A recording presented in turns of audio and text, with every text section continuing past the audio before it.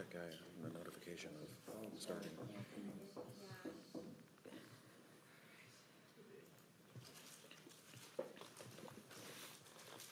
We're on. Or go? Yep. Okay. Well, it is 6 o'clock, Tuesday, October 8th, and I will call this Lacey City Council work session to order. And starting, we have Councilmember Greenstein, who is remote with us tonight, and Mayor Ryder is absent tonight as he is with our Polish delegation. Next on our agenda is our land acknowledgement. We, the City of Lacey, are on the ancestral land of the tribal people of the Treaty of Medicine Creek, including the Nisqually Indian Tribe and the Squaxin Island Tribe. We acknowledge and remember those tribal people not recognized today who were absorbed or relocated into other tribes for survival. And with that, can I get a motion for our agenda tonight? I would move to approve the agenda as presented. Second. It has been moved and seconded. Is there any discussion about tonight's agenda? Seeing none, all in favor of that motion, please say aye. Aye. Aye. And that motion passes unanimously. Next on our agenda is public comment. We did have one written comment that was received, and that will be added to the record. And we do have one person signed up for public comment tonight. I don't want to butcher this last name, but it looks like Peter Candelas. Yes, please. Lectern, yep. Please state your name, what city you live in, and try to keep your comments to about 3 minutes. Of course. Peter Candelius. I live in Marysville, but I work for Toyer Strategic Advisors. We're a land use consulting firm that's done a number of projects in the city of Lacey. I was the one that submitted the letter to you guys for the record this evening, so I won't go through the details that I put in there, but I just wanted to encourage you guys to take a really deep look at the multifamily tax exemption code that you have and any expansions or alterations that you could make. To make it a little bit easier to use, we've noticed that this is a really good tool in the cities around Western Washington specifically that use it to expand opportunities for not only housing development as a whole, but affordable housing specifically. And in the letter, I called out a few of the cities that we've worked in that have really robust multifamily tax exemption codes. I wrote it down here: East Wenatchee, Kirkland, Shoreline, and Vancouver. So in your deliberations, I'd encourage you guys to look at those 4 cities as examples of what can be done to really make the most of this. So if you have any questions, my contact information was in the letter. Thank you. Thank you for your comments. Is there anyone else here wishing to address this council tonight? Okay, seeing none, we'll move on to our next agenda item, which is our Thurston County Property Tax Assessment Overview. And I'm going to hand it over to City Manager Rick Walk for some introductions. Thank you, Deputy Mayor. And as the council's aware, we are in the mix of budget season, and we're getting ready to go through that final push. And part of the budget process is our revenue hearings, and part of that conversation gets into property taxes and how they're applied within the city and the county. And so every year the council would like to have some type of presentation on the basics of property tax. And so I was able to invite our Thurston County Assessor, Stephen Drew, to join us tonight to be able to provide an overview of how property tax are assessed and applied in Thurston County. So I'd like to invite Assessor Drew up to the table.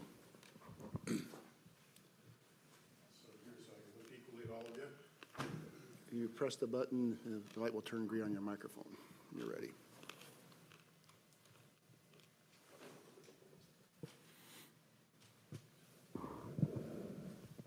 Well, thank you for having me. It's my pleasure to come out and talk with y'all. I always like to visit the largest city in the county. I know there's some other cities that don't like hearing that, but you guys have been growing, and that's a good thing. So, happy to answer any questions you have. Do you want me to, I was sent some questions. Do you want me just to work off the list, or do you want to have a general overview of how property is valued and how that bears on tax? We can start with the list. Yeah, okay.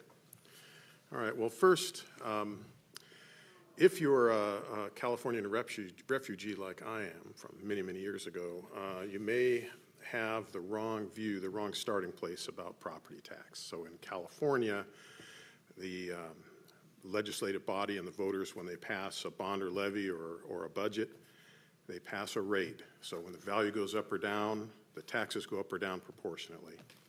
That's not the way it works here in Washington State. So in Washington State, we're budget-based.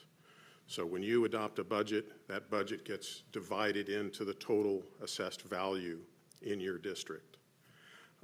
When bonds and levies are passed, the same process occurs. So the role that the assessor plays in that is we value all the property in the county. To do that, we inspect every property in the county at least every 6 years, more frequently when there are permits or when work is discovered irrespective of whether there's a permit. And the purpose of that, those inspections, is to collect and maintain a detailed database of all the characteristics for all real property in the county. So there are things we don't know. We don't go into houses unless we're invited into houses, but when houses go up for sale, we collect that information and we get some of that data in the database. And when they're newly constructed, we get that information. But in the intervening years, residences in particular can be significantly updated, and we don't always know that unless it's permitted because we don't look in the windows where it's an exterior inspection that we perform. Nonetheless, it's very important that we collect and maintain accurate characteristics because that's, if you think of, I don't know, the neighborhood used to live in Mike over here in, Hawks Prairie area. I think probably your same house existed a dozen times in that overall area, oriented a little bit differently, painted differently, maybe the garage was a little bit different, but by and large the same on the exterior. Our job is to just identify all of the characteristics for all those residences to determine ultimately what each property owner's fair proportion of the tax burden is. So the assessor develops the total assessed value in the county, and that process starts with analyzing all the sales information and comparing that and the trended cost for construction in a mass appraisal process to establish the value, the market value as of January 1 of that year. So right now, the values that exist for next year's taxes or the value at January 1 of this year. And once we establish the total assessed value, we apply all the exemptions and we get the total taxable value. So then all the legislative bodies pass their budgets, and all those budgets are divided into the assessed value, multiplied by 1,000. It's either multiplication or division, but the end result is to get a rate unique to that property for each taxing district in which it exists. So a rate per 1,000. So when you talk about the rate, don't get confused. It's not that rate in California. It's the rate, the result of this other process. We're a budget-based system. So we then certify the tax roll to the treasurer. The treasurer sends out the tax bills and handles collection and distribution. So they collect your revenue and send you your revenue here at the county and the state and all the other taxing districts, right?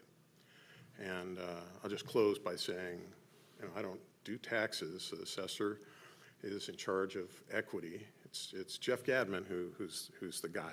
And you notice he's not here, so that could be because he's the tax guy. That's an ongoing thing between us, so just a little bit of humor.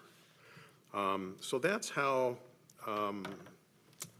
taxes are established. Let's see. Are there any questions about that? Okay. How is the jurisdictional levy set, and what are the factors that increase the levy? So I sort of covered that, but the process, as you're pretty well aware, you all have been through budgets before, so it's your highest prior lawful budget plus up to 1%. That's councilmanic option to add 1%, plus new construction. And, you guys have had some pretty robust new construction. Still, it remains pretty robust. 2020, you were 267 million, 306 million, 213 million, 155 million, a low in 24 of 119. You're now, this current year, a little bit more than 209 million. 209,448,000 is the actual number. So your new construction activity is a pretty significant driver for you here in Lacey. Let's see, I'm trying to make sure I understand. Real quick, so those projects that have happened in 2024, when do they hit the tax rolls? So each year by statute, we pick up the value of new construction as of July 31st of that year. So permits, particularly in commercial construction, they're open for a significantly longer period.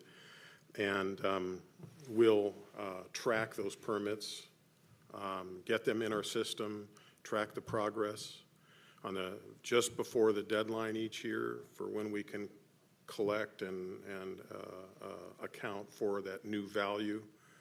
We hit the largest projects right at the end because modest amount of change is a lot of dollars, right, in those projects. So, but we pick up the new construction in that, following that RCW and that deadline.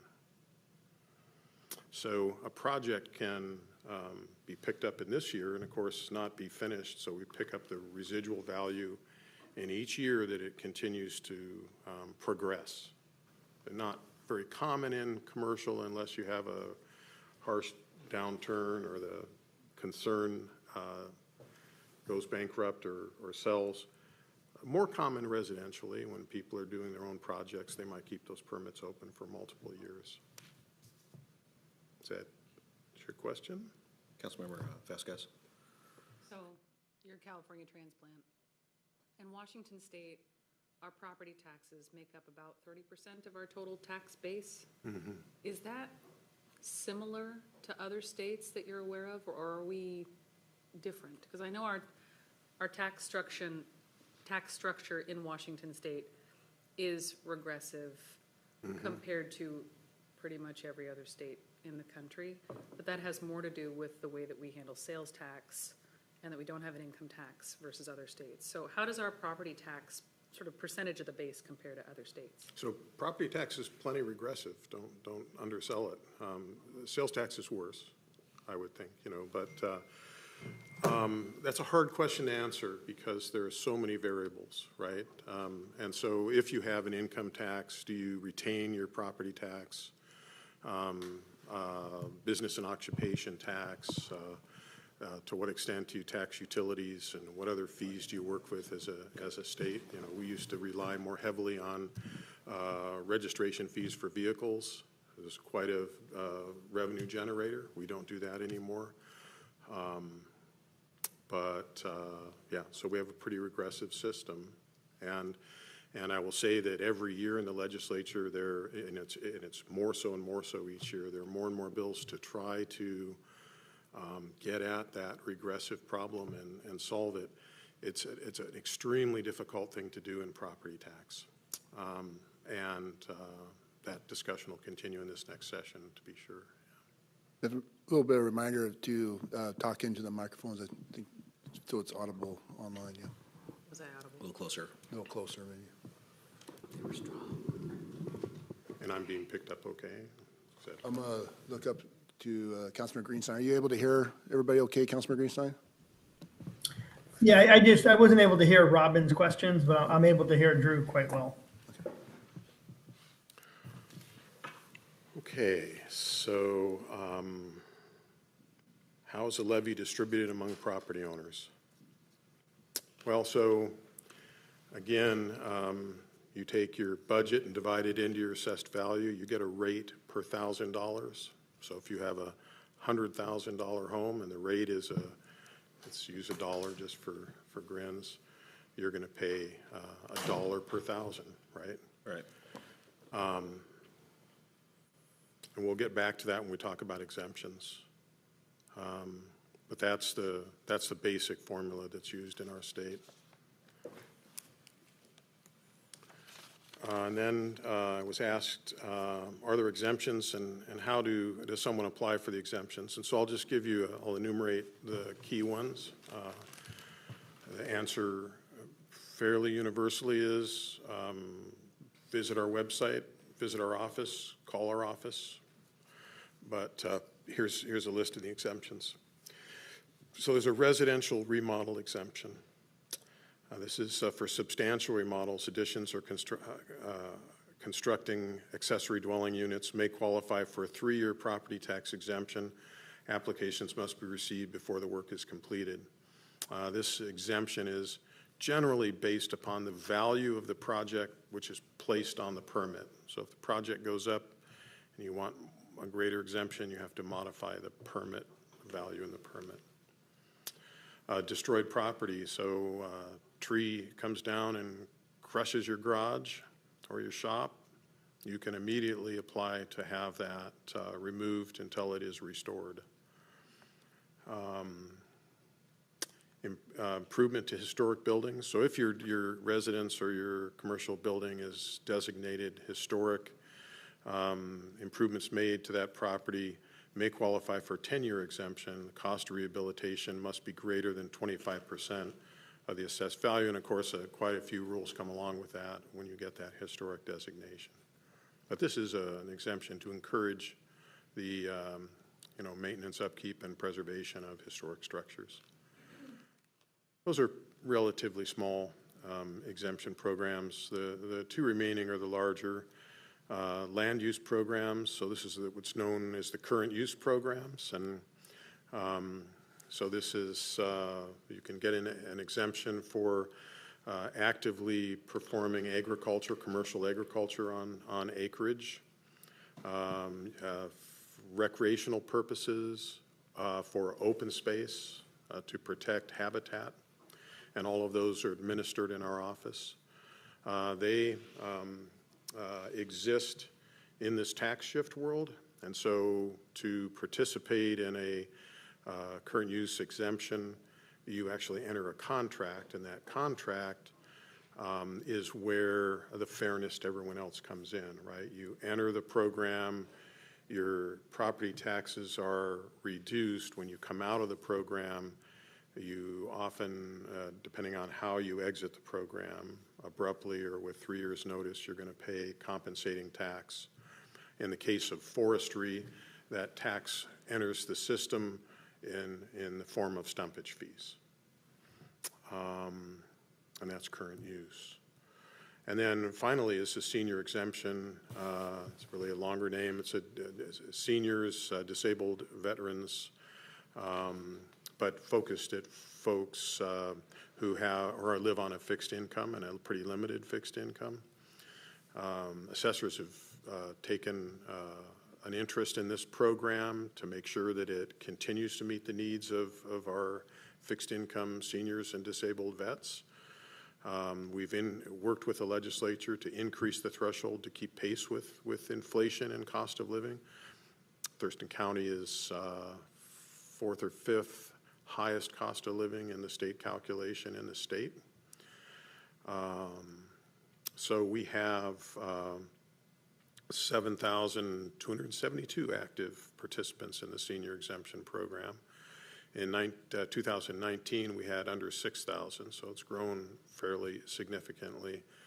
This year, the thresholds were increased, and they're increased every 3rd year now, and they were increased to $59,000. This is $59,000 total household income as computed in the statute. And so you start with your taxable income on your 1040, but there are a lot of things that are logic-based, but in statute that you can deduct from that number from your actual income to get to your income for use in qualification. So healthcare expenses, if you're become disabled and you need to build a ramp, you're a senior on fixed income, you may have investments, but you're living on a level of income that is within the program. Well, you need to go into your investments and take out enough money to make those modifications to the home. What was happening is seniors were failing out of the program. And so whenever these problems are brought to the legislature, then the law is amended. And it's extremely difficult to administer. It takes something like 45 minutes of staff time per application. That's if you're qualifying. Sometimes it's quick and we can determine pretty instantly that you just have too much income in your household. The lower threshold right now is $59,000. And that operates on a tax shift. So those 7,200 and some odd accounts, their taxes are substantially reduced, and that's spread amongst all the rest of the taxpayers in each of the taxing districts in which each of those seniors resides. And it amounts to maybe 4 cents per thousand. So it's not a hit that the rest of us really feel. And, arguably it's a socially worthwhile exemption. We certainly enjoy administering it. That's the largest one that we administer. What level of disability does a veteran need to be to qualify? Well, that's a good question. Of course, they can qualify based on income alone. But when they originally passed the law, they passed, I think they had it at 100% military-defined disability, and no one qualified. And if they ultimately would qualify, it took years to get all of that straightened out to where that determination was sufficient to qualify. And so the legislature amended that, and I think it's currently 80%, I think is what it is. And that's the reason why it was lowered, because the intent of the law in practice was not achieving, the law wasn't achieving what it was intended.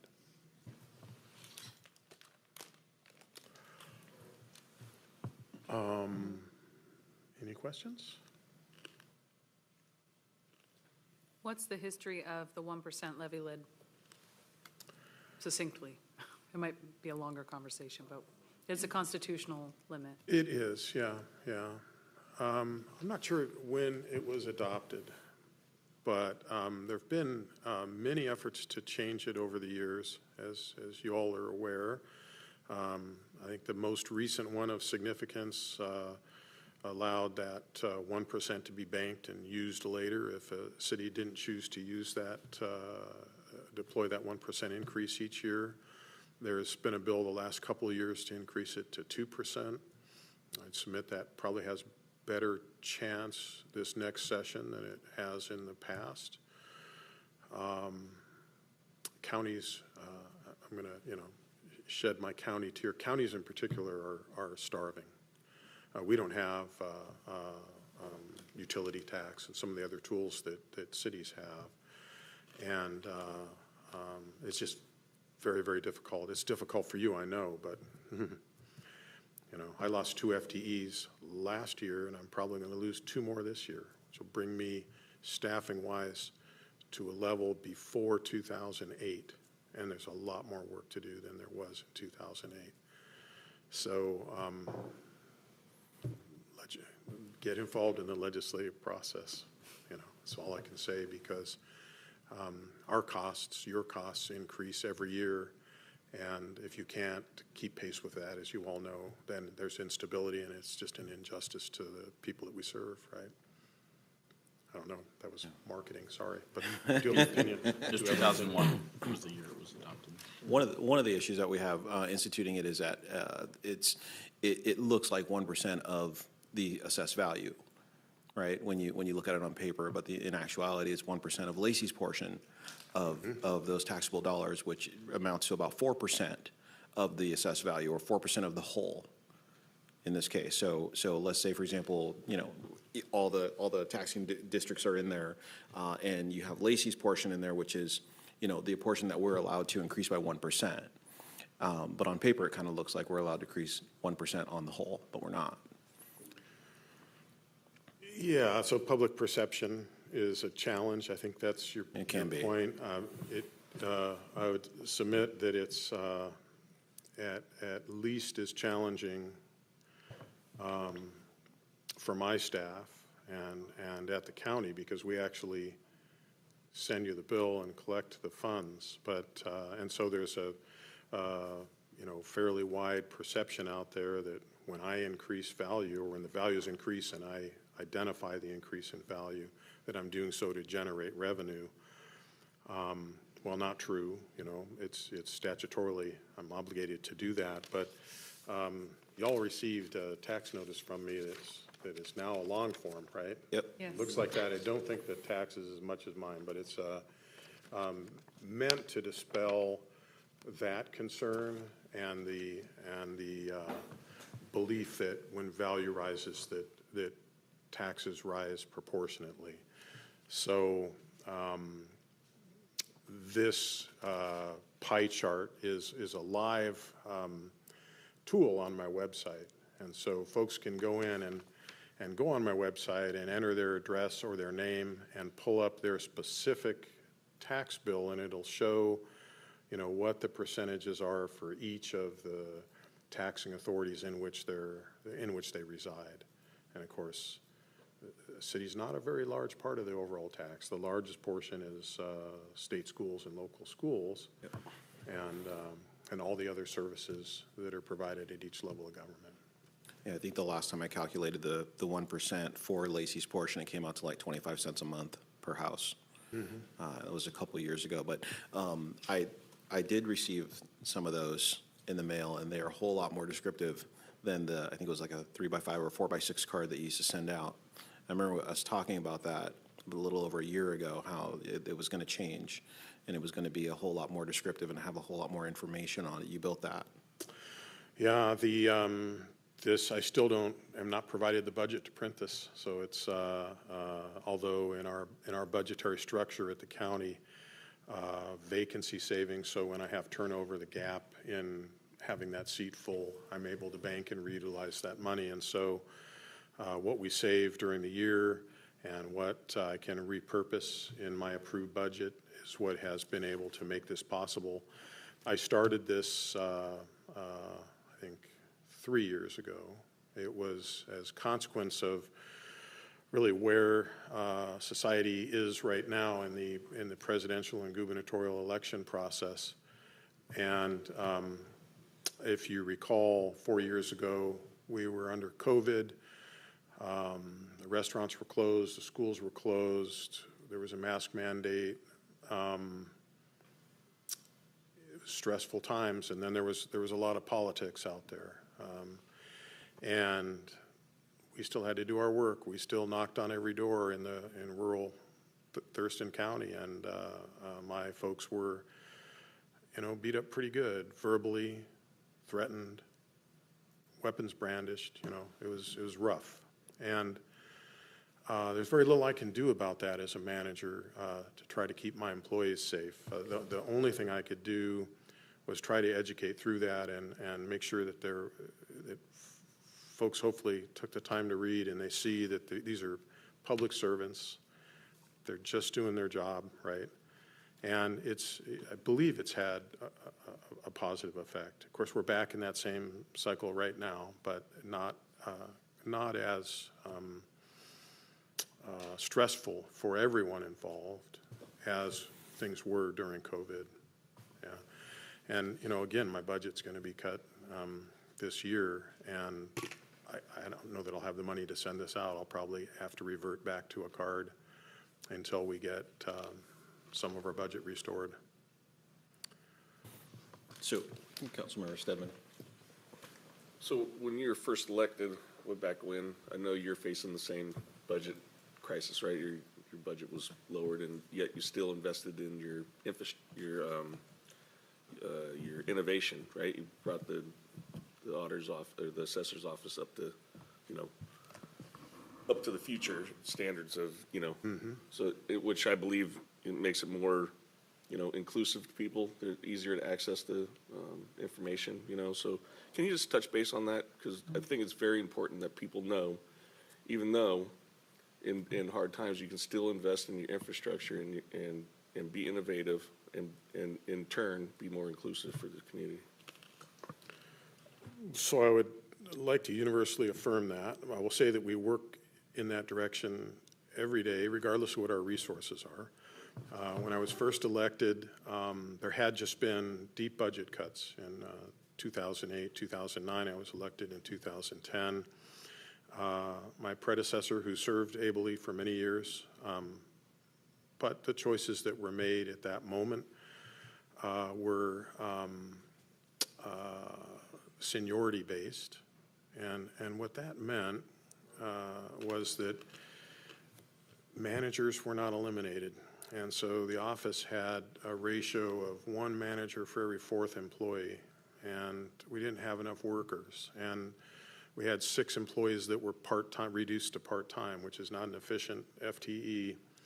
And so I reorganized and cut management by half and restored all those positions to full-time without increasing my budget.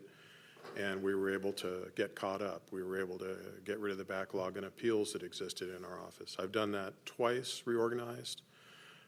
This last year, I sought 3 FTEs, which we need, as we had another wave of senior exemptions. We have senior brain trust-like employees. People work careers in the assessor's office, so these are 30-year employees. They're retiring.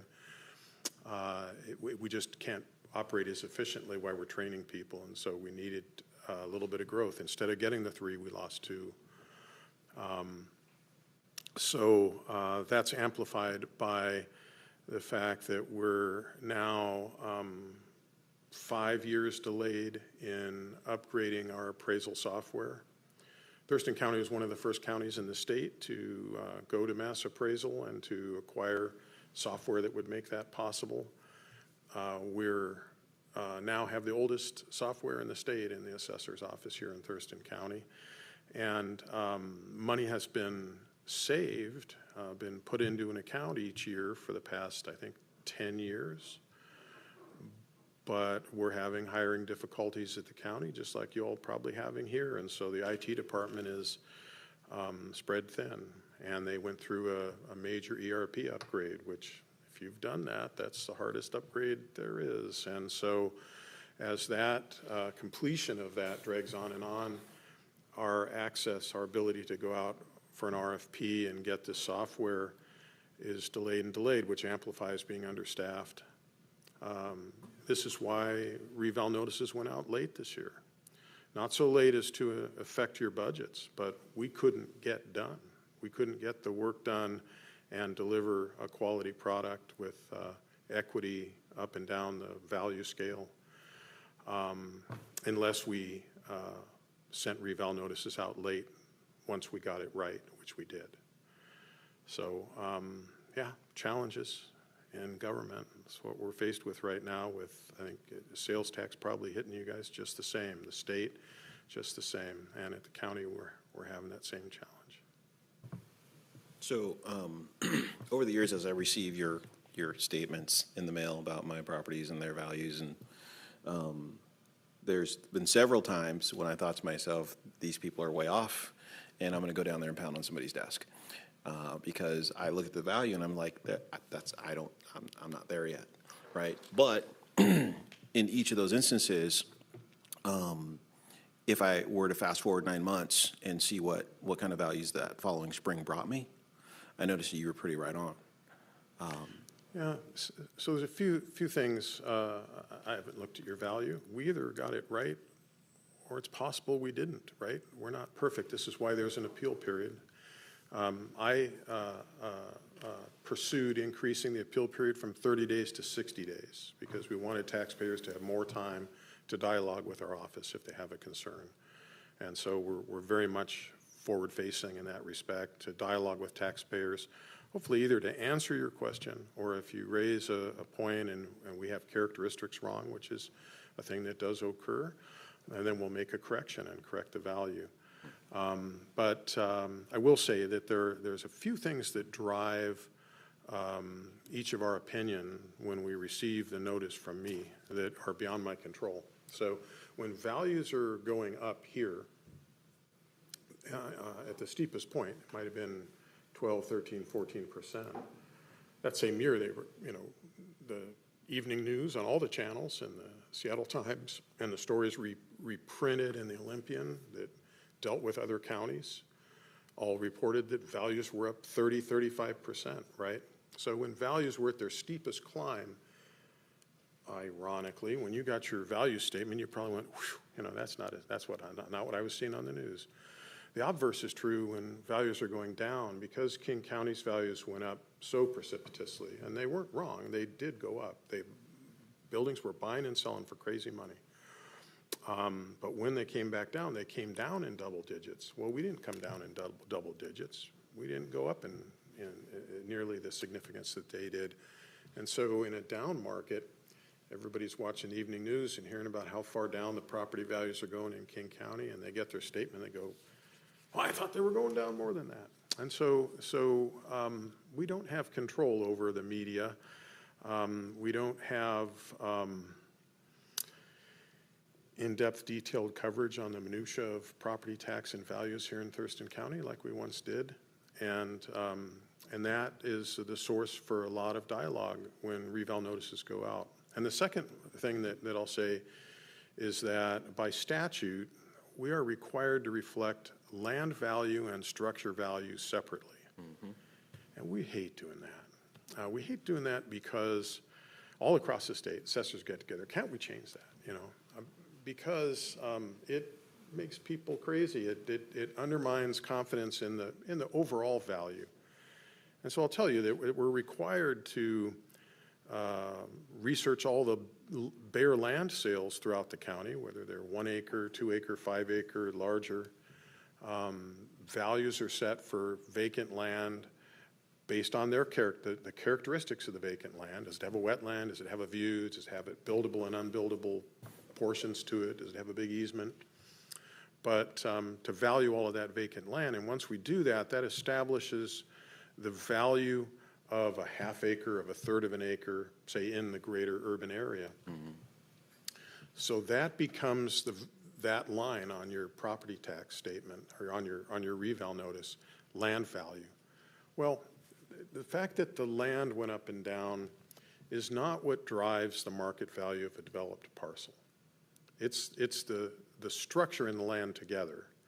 And so if we set the market value for each parcel, and then we have to reflect the proper land value. So if the land value goes up, it has to come from someplace. It comes out of the building value. So people will get, if values are fairly stagnant, but if the land model is updated and the land value goes up, then people get a tax statement where their overall assessed value didn't change very much, but their land value went up and their building value went down. And we all know construction costs haven't gone down. Right. And it makes people crazy. They call and they're like, you don't know what the hell you're doing, But it has to be done that way. If we deviate from that, we're regulated by Department of Revenue, and they'll take corrective action. So that's my story. I'm sticking to it. So it almost sounds like that's a function of OIC. I said it almost sounds like that's a function of OIC, where they want to know what the structure value versus the land value, so that, because there's a cost to rebuild, right? If every appraisal has it. Well, yes and no. I mean, I was a property insurance adjuster for 30 years, so we were very, very interested in reconstruction cost and actual cash value, a little bit less interested in market value. So it's both true that construction costs, Marshall and Swift Guide is used, and indexed and adjusted for the sub-region in our state. Values are based on a market adjusted cost approach. So it all begins with the cost of construction, and that land value is a component of that, right? And then modified for the market. So we analyze every sale that happens in the county. We determine if that sale is arm's length transaction and an appropriate sale to be used to establish value. And by the way, all those are reflected. It's open source on my website, and they have a code that indicates whether we used it or whether we didn't use the sale, like a bank repossessed property or a sale to a descendant or a transfer to a family member. Those sales we wouldn't use because they're not arm's length transactions, but it's open source. So you can go see all of the sales in your area and see how they're coded. And so if you were to be concerned about your value and that concern couldn't be resolved in dialogue with my office, your recourse is to file an appeal. And a component in the appeal may be to disagree with the codes that are on some of those sales. We do a lot of work in that area, and it's just, that's the process, I guess. Does your department office receive any REIT dollars? Any? REIT dollars? We get very little REIT. We do have a program, going back to when we first got software for mass appraisal, we were one of, I think, 5 counties that purchased the software that had the wherewithal, the foresight to do that. And then what happened was there was a loss of equity throughout the state because those counties that had that tool were able to update values every year, and the rest of the counties did not have that capacity because they were approaching a much more arcane process. So they created what was called the REIT Technology Fund. It was a $5 fee, not a rate, on REIT. And that went to Department of Revenue, and it was granted out to counties as they proved that they were ready to acquire that software. And it's the result of that is all counties assess in generally the same method using 4 or 5 vendor tools to do that. So the residual statute still generates $5 per REIT document, and that funds most of an FTE in my office, mostly because there was a balance. I think annually it's about $50,000 to $65,000. Aside from that, I'm 100% general fund. Aside from that, I'm completely exposed to the ups and downs of sales tax and the rest, and all of the other choices that are made in the county. But that's the only other funding for the assessor's office is that small amount of REIT fee. Does anyone else have anything further? I like the way you used arcane process. So, thought it was a pretty good use of words. It just shot across and bounced off your head. Counselor, I'm still reacting to bald is beautiful, man. So is he going to stick around for the next agenda item? Yeah, he is. Okay, you are going to stick around for our next agenda item then? Happy to, yeah. Okay, that'd be great. You Now, please stay here. Turn this off until I'm asking a question then. Okay, next on our agenda is our multifamily tax exemption program, target zone amendment, and presenting is going to be, looks like Ryan is coming to present, and I know Vanessa's coming.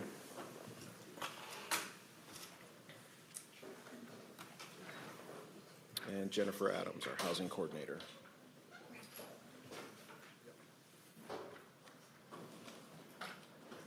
Looks like I might have upset the balance of chairs. My fault.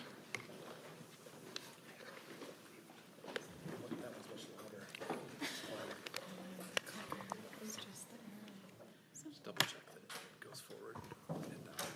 Okay, are we ready to rock? We're ready. Okay, now that we've played musical chairs. Yes. So, good evening. I will kick us off on this agenda item this evening. And I brought a little flyer that actually our Jennifer Adams has worked really, really hard on putting together. And I'll pass it around, and we can get a digital version if we need to for the virtual attendees. And really what I was hoping to ground us this evening with is a conversation about what we do in Lacey already for not only affordable housing development, but market rate housing and development in terms of addressing the benefits, except for I need that so I can look at it. Did I not make enough? And so we really wanted to put together something that tells our story. Because I think Lacey's done a lot of work, a lot of hard work by this council and council members of the past to set us up in terms of being successful for housing development here in Lacey. And you can see that on the ground. We have a lot of new construction, a lot of new housing units that have been built over the course of the last few years. So throwing this double-sided flyer together to try to put everything into one space and lay out what we've been working really hard on as a community for housing in general. And as you can see on the front page, there's about 5 kind of high-level statements, but these are all true to what we do here at Lacey. One is we subsidize our permits for both market rate and affordable housing in terms of the cost that the city takes on to be able to issue permits. Second, we have a streamlined development process. We have fast permitting processes, both land use and building side, and as you know, in the development community, time is money. So we do try really hard to be responsive and quick and turn those permits around. And then a lot of concern has been out there in the world about design review, but we do all that in-house. We don't have a design review committee. There's standards within our code that we utilize, and we work really hard with applicants to combine that together with our review process and streamline that. On the back, you'll see all the details about our zoning incentives. We have a number of residential zones within the city that have no density maximums based on the type of unit or if it's affordable housing. So lots of flexibility there in terms of density throughout the city to really open up those doors to development, whether it be market rate or affordable. And then also, we have done a lot of work in terms of middle housing in our residential zones to allow a variety of housing types, townhomes, attached units, our ADU pre-approved program, and then we also have the additional incentives on top of that for affordable housing, such as waived fees for school impacts, waived fees for permits, and so on, and that's also listed on the back here. And our partnership, of course, with the county and our other cities with the RHC. So before we move on to this expansion of an existing program that we have, I just wanted to lay that out there. That's super high level. We could get into the details of every single one of these items, but I think just to ground us in the fact that Lacey's done a lot of hard work to advance housing on both the market rate side as well as the affordable housing sides of the ledger. Enjoy the little flyer. With that, I'll hand it over to Jennifer. Thank you, Vanessa. Well, first of all, good evening. Happy fall. It's nice to see everybody again. I have a lot for you this evening, so thank you so much for your time. And welcome to the Multifamily Tax Exemption Program expansion discussion for the Neighborhood Commercial District. So during the last MFTE project presentation discussion, there were some questions about area median income and how that is defined in Thurston County. So I wanted to start with a little bit of review. So to clarify, AMI represents the midpoint of income distribution in a region, meaning half of households earn above this amount and half earn below. AMI is commonly used by federal, state, and local governments to establish eligibility for affordable housing programs. Income limits for these programs are set as percentages of AMI. For instance, as outlined in RCW 84-14-010 and also following HUD guidelines, low-income households are defined as those earning 80% of the AMI, very low income as 50% or less, and extremely low income as 30% or below. So HUD sets income limits based on data from the U.S. Census Bureau's American Community Survey, and then adjusts these limits according to family size and geographic area. So for Thurston County in this year, 2024, the area median income was established at $116,700, and that is for a 4-person household. And so this means that 80% of the AMI for a four-person household, this means that 80% of the AMI for low income is $90,150. 50% for very low, I'm so sorry, I just confused myself here with my sentence, I apologize. For a 4-person household, this means 80% of the AMI. For low income is $90,150, which is 50%. And then extremely low is $33,800. And these figures are adjusted based on the household size. So I do think that it's always helpful to have an idea of the AMI trends compared to the previous year. So in 2024, AMI in Thurston County has increased by $14,200, which is up from $102,500 in 2023 to the current $116,500 in this year, 2024. As AMI rises, income thresholds for affordable housing programs also increase, which means that more households may now qualify for affordable housing programs. This can be seen as a positive indicator of regional economic growth. However, it also reflects rising housing costs and a higher cost of living. These increased income thresholds are critical for protecting households from risks such as housing instability, displacement, or potential houselessness.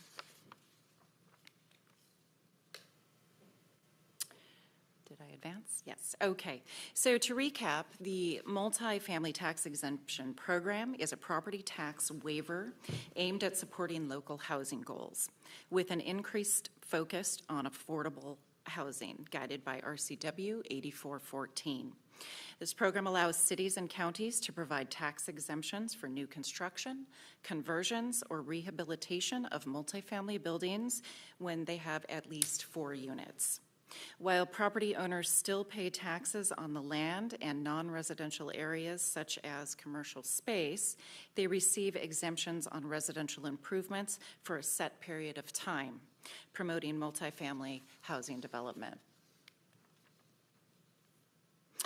And so for some advantages, the RCW provides key advantages of the MFTE program for cities aiming to meet housing goals. According to the Department of Commerce, the MFTE program helps address the shortage of desirable, livable, and affordable housing in urban centers. By promoting residential development, the program supports mixed income communities, aligns with the growth management goals, and helps reduce urban sprawl. Additionally, it can encourage economic investment, recovery, and perhaps the creation of family wage jobs through new housing development in urban areas. So when considering MFTE programs, jurisdictions should weigh several factors.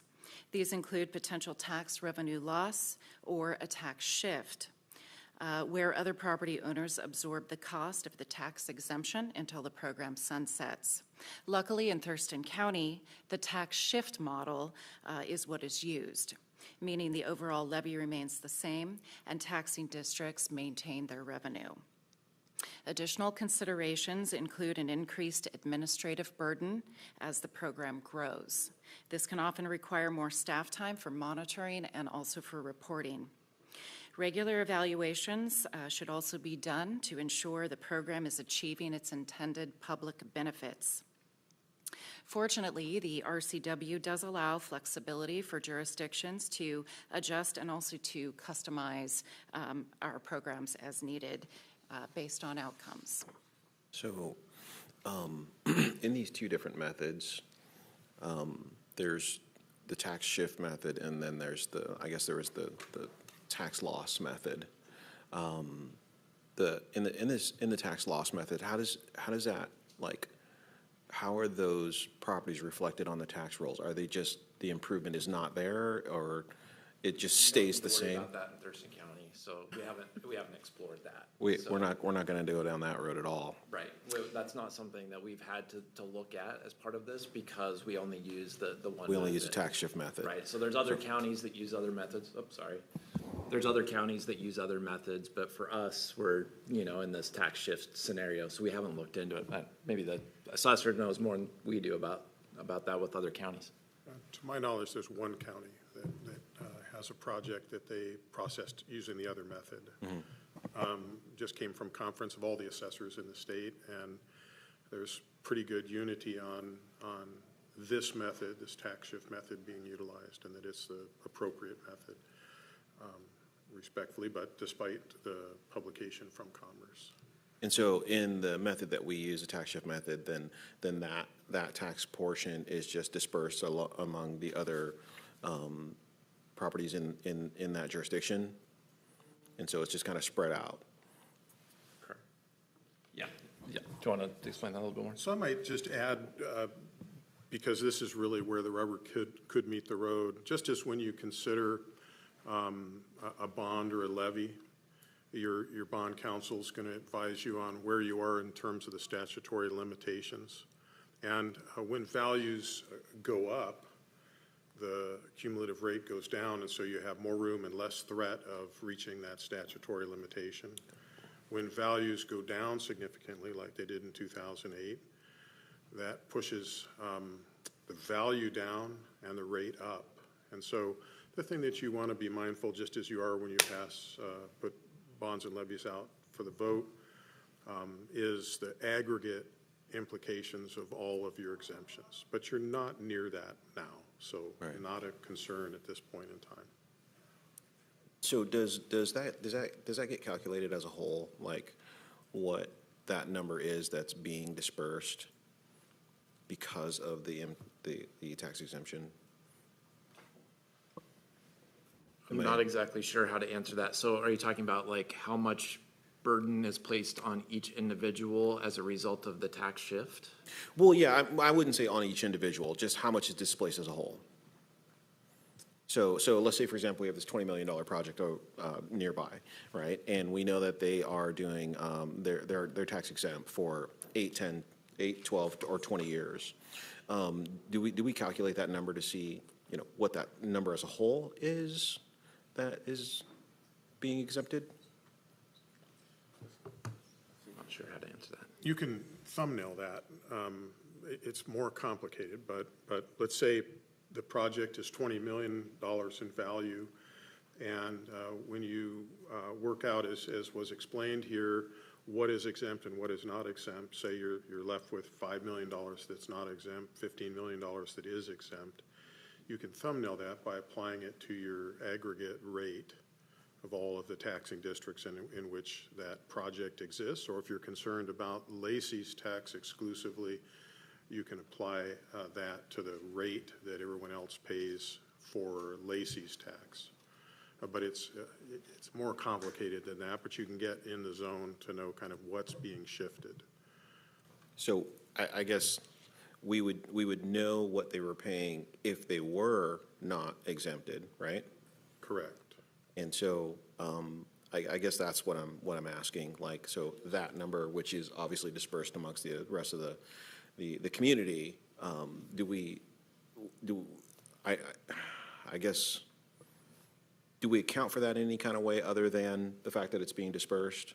Or are we just saying, hey, we know that this property is being exempted $300,000 a year? Do we track that? Troy? Is that okay? Yeah. Yeah? Yeah, I have an illustration here, but give us a second to bring up this hidden slide. So what I've done is I've taken the 2024 levy rate within Lacey, made an assumption of a $10 million exemption versus half that which the assessor illustrated.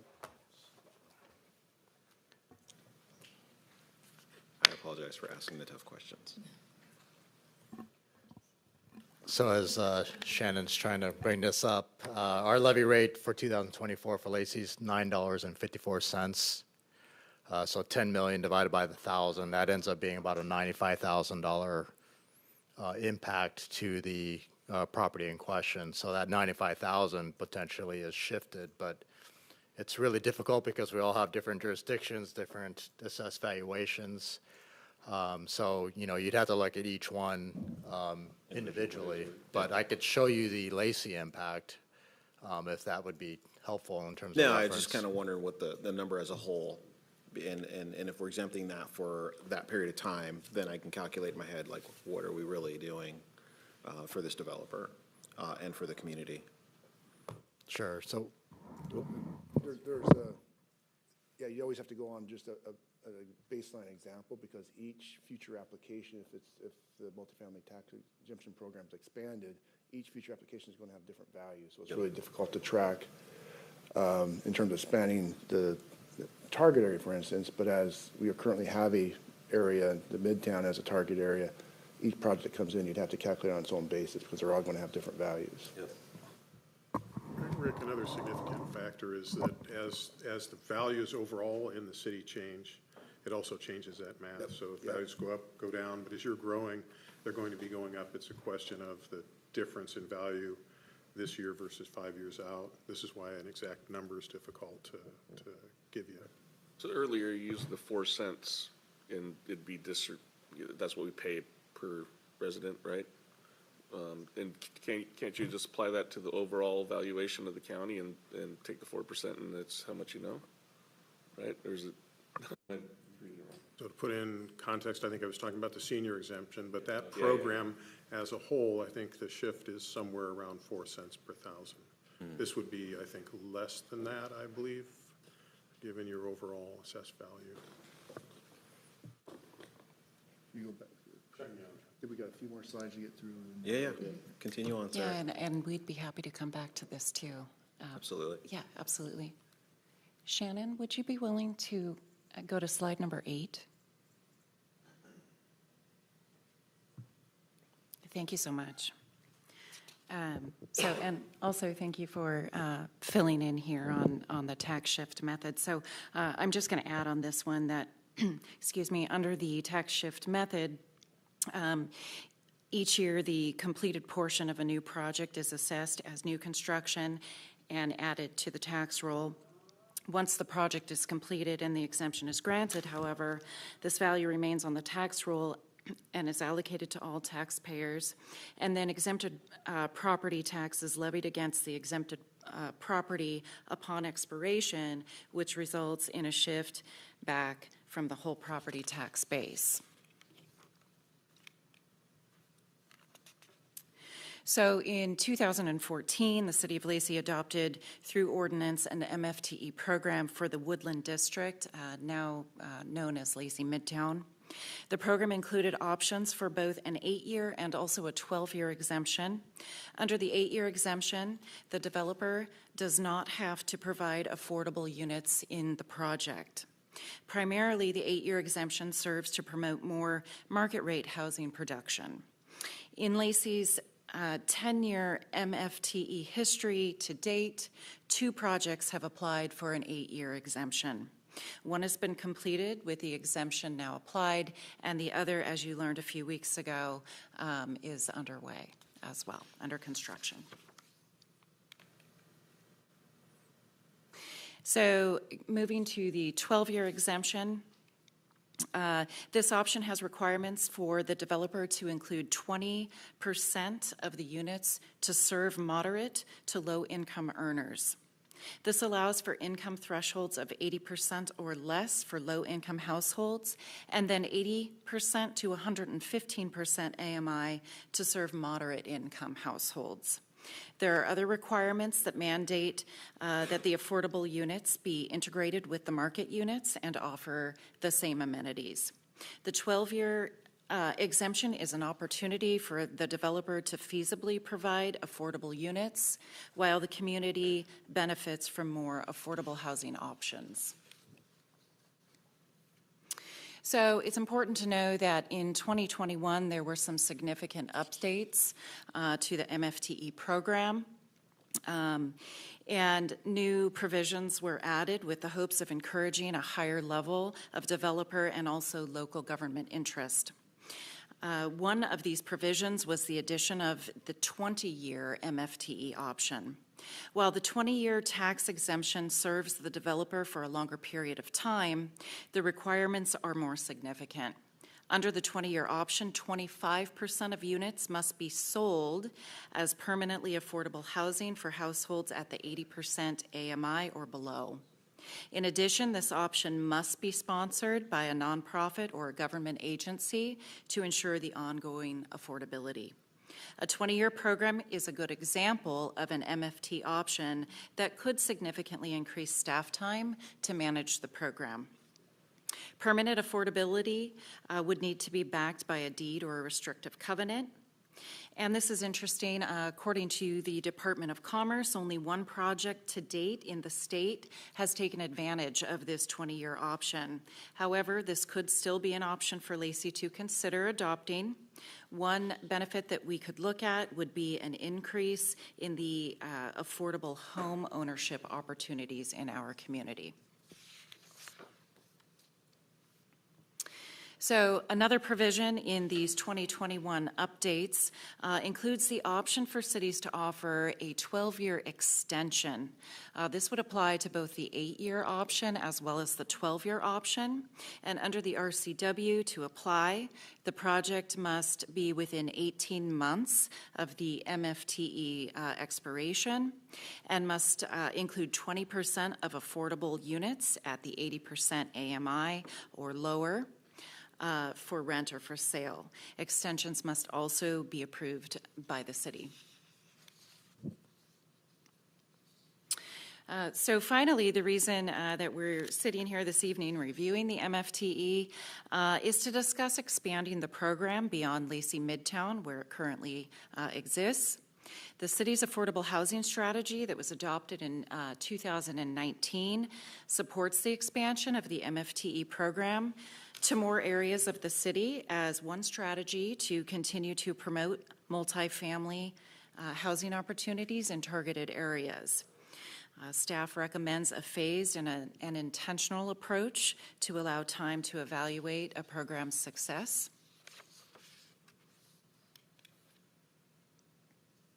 So upon the adoption of the Neighborhood Commercial District Development Standards, City Council provided direction to staff to consider expansion of the MFTE, specifically to the Neighborhood Commercial District. Because the MFTE expansion has a separate and a very unique process, expansion proposals are required to be brought forward separately from the Neighborhood Commercial Ordinance. At this time, staff recommends that council consider the neighborhood commercial districts as a second residential target area. You should have maps of the neighborhood commercial in your staff material, or in your report materials. It's also worth mentioning that our current planning staff has very recently had a pre-submission conference with a developer who's interested in applying for a 12-year option and bringing some of those affordable units to our community. So a few options to consider include option one, could expand the 8-year and the 12-year MFTE programs. This option would allow for a market rate and affordable option similar to what already applies within Lacey Midtown. Option two, we could consider expanding the 12-year option only. This option would allow for expansion of MFTE to the neighborhood commercial zone if 20% of the units were designated as affordable. Option three, expand the 20-year option and then also include, expand the 12-year option and then also include the 20-year option. This option would allow for expansion to MFTE under option two above, but would also broaden to include a 20-year option for neighborhood commercial, allowing more opportunity there again for affordable home ownership. This could also potentially be applied to Lacey Midtown. And then lastly, an additional item for consideration would be to amend our MFTE ordinance to include and allow the 12-year extension option. The extension option would be available there again for the 8-year and the 12-year programs when all other conditions have been satisfied. So as we look at next steps, if council elects to move forward with expansion of MFTE to neighborhood commercial zones, staff would bring back a resolution of intention to designate the neighborhood commercial zones as a residential target area for MFTE. Additionally, any adjustments to Lacey Midtown to add the 20-year exemption can be integrated into this process. After adoption of the resolution and after the hearing, has been conducted. Staff would provide a final ordinance for consideration to amend the Lacey Municipal Code. And those are all the slides that I have for you now, but we are here and willing to answer questions. Maybe this is a question for Rick or Ryan, but what types of development are permitted in our community commercial districts?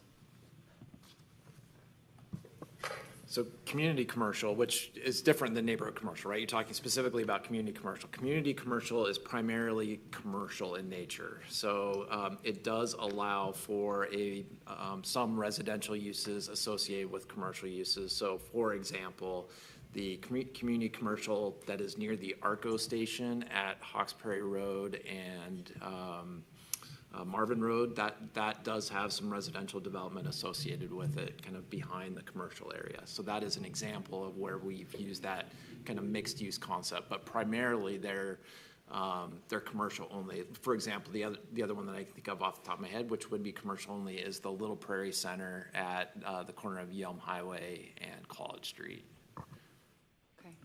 The reason I ask is we know based on the, TRPC housing allocation plan and a lot of other things that the thing we're hurting for the most is low-income housing, right? Housing that is accessible to folks in the lower AMI.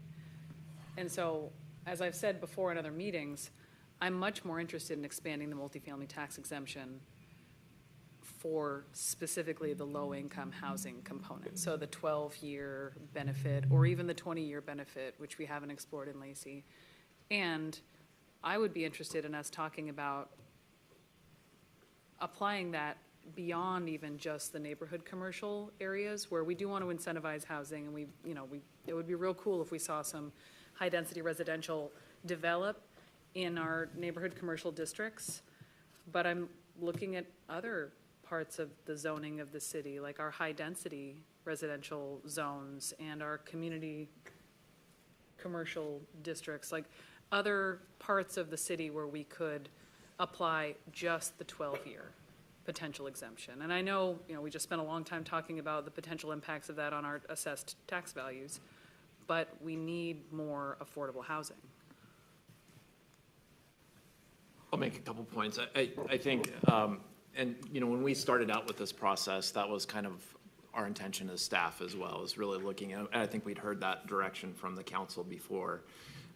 There's a couple things that we want to talk about. Number one is that we, through the public outreach, through the neighborhood commercial district, feel like we're able to kind of get this done without having to do a significant amount of outreach to the community. So we can kind of take advantage of that while. Because we just did it. With neighborhood commercial. We also have a developer that's willing to do a 12-year project in the neighborhood commercial zone now. And if we're able to get this done and be fairly strategic about it, we might be able to complete this by around the end of the year, maybe the beginning of next. The other thing is that The chamber is muted. Oh, are you not hearing us at all? Ryan, you're muted. The council chamber is muted right now. No one can hear you. Okay. That's strange. Let us know when you can you hear us now? Are you getting anything? I did see that flash up on the screen. It says the host has muted you. I didn't know it was all of us. We're taking a look on the technical side of it right now, so I think John Koch is working on it. Just a real quick pointer about the mics too. The mics don't need to be as close as possible, and I think we're getting a little bit of feedback due to the closeness. So if you can just set them back a little bit, that may help. I was instructed to speak up. Well, and that is actually because the mics were so sensitive, they were picking up things that were in front of you. I heard the feedback. I thought it was a whale. Me too, I was in the Councilmember Greenstein, can you hear us yet? I can. Okay, great. Was there more to the answer that you were giving? the other thing I would just caution about expanding it too far, too fast. And part of that is the staff requirements that it takes not only to stand up the program, to maintain it and make sure projects are complying with the program. It's a significant amount of staff time at the point where we don't have necessarily the resources we would need to be able to expand it much beyond the neighborhood commercial zone. So that's the other point that I was going to make. Councilmember Greenstein? Yeah, so a couple of things. You know, I think most of you know that I'm a pretty strong believer that we should incentivize those things that we want. I'm a much bigger fan of using the carrot than I am the stick. To me, I don't believe that we need to incentivize more building in general, right? I think we're getting that. So I'm not a big fan of expanding the eight year, but I do think we should expand the 12-year and maybe even look at the 20-year as far and as wide across the city as we can, because I think incentivizing the construction, what we want, makes the most sense. And I think that's the only way we're going to get it, is to incentivize it and make it make sense for people to build it. Mike? So looking at Peter's letter from the public record, I liked his number 3 option. I don't know how staff feels about that, but it, to me, and obviously to him in his letter, would encourage projects that are already obtaining their first building permits to consider converting units over to affordable. And I apologize because I have the hiccups all day long. So.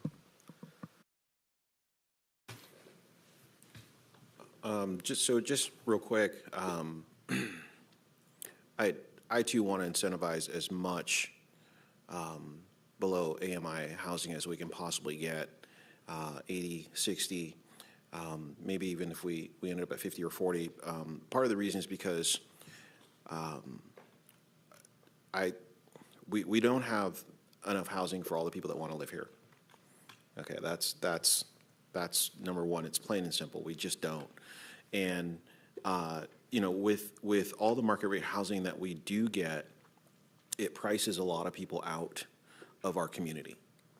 And in doing so, the last thing I want to see us end up being is some exclusive community that you can't afford to live in, right? Because we have plenty of employers here who need our workforce that we have available, but if our workforce gets priced out of housing, we're not going to have them either.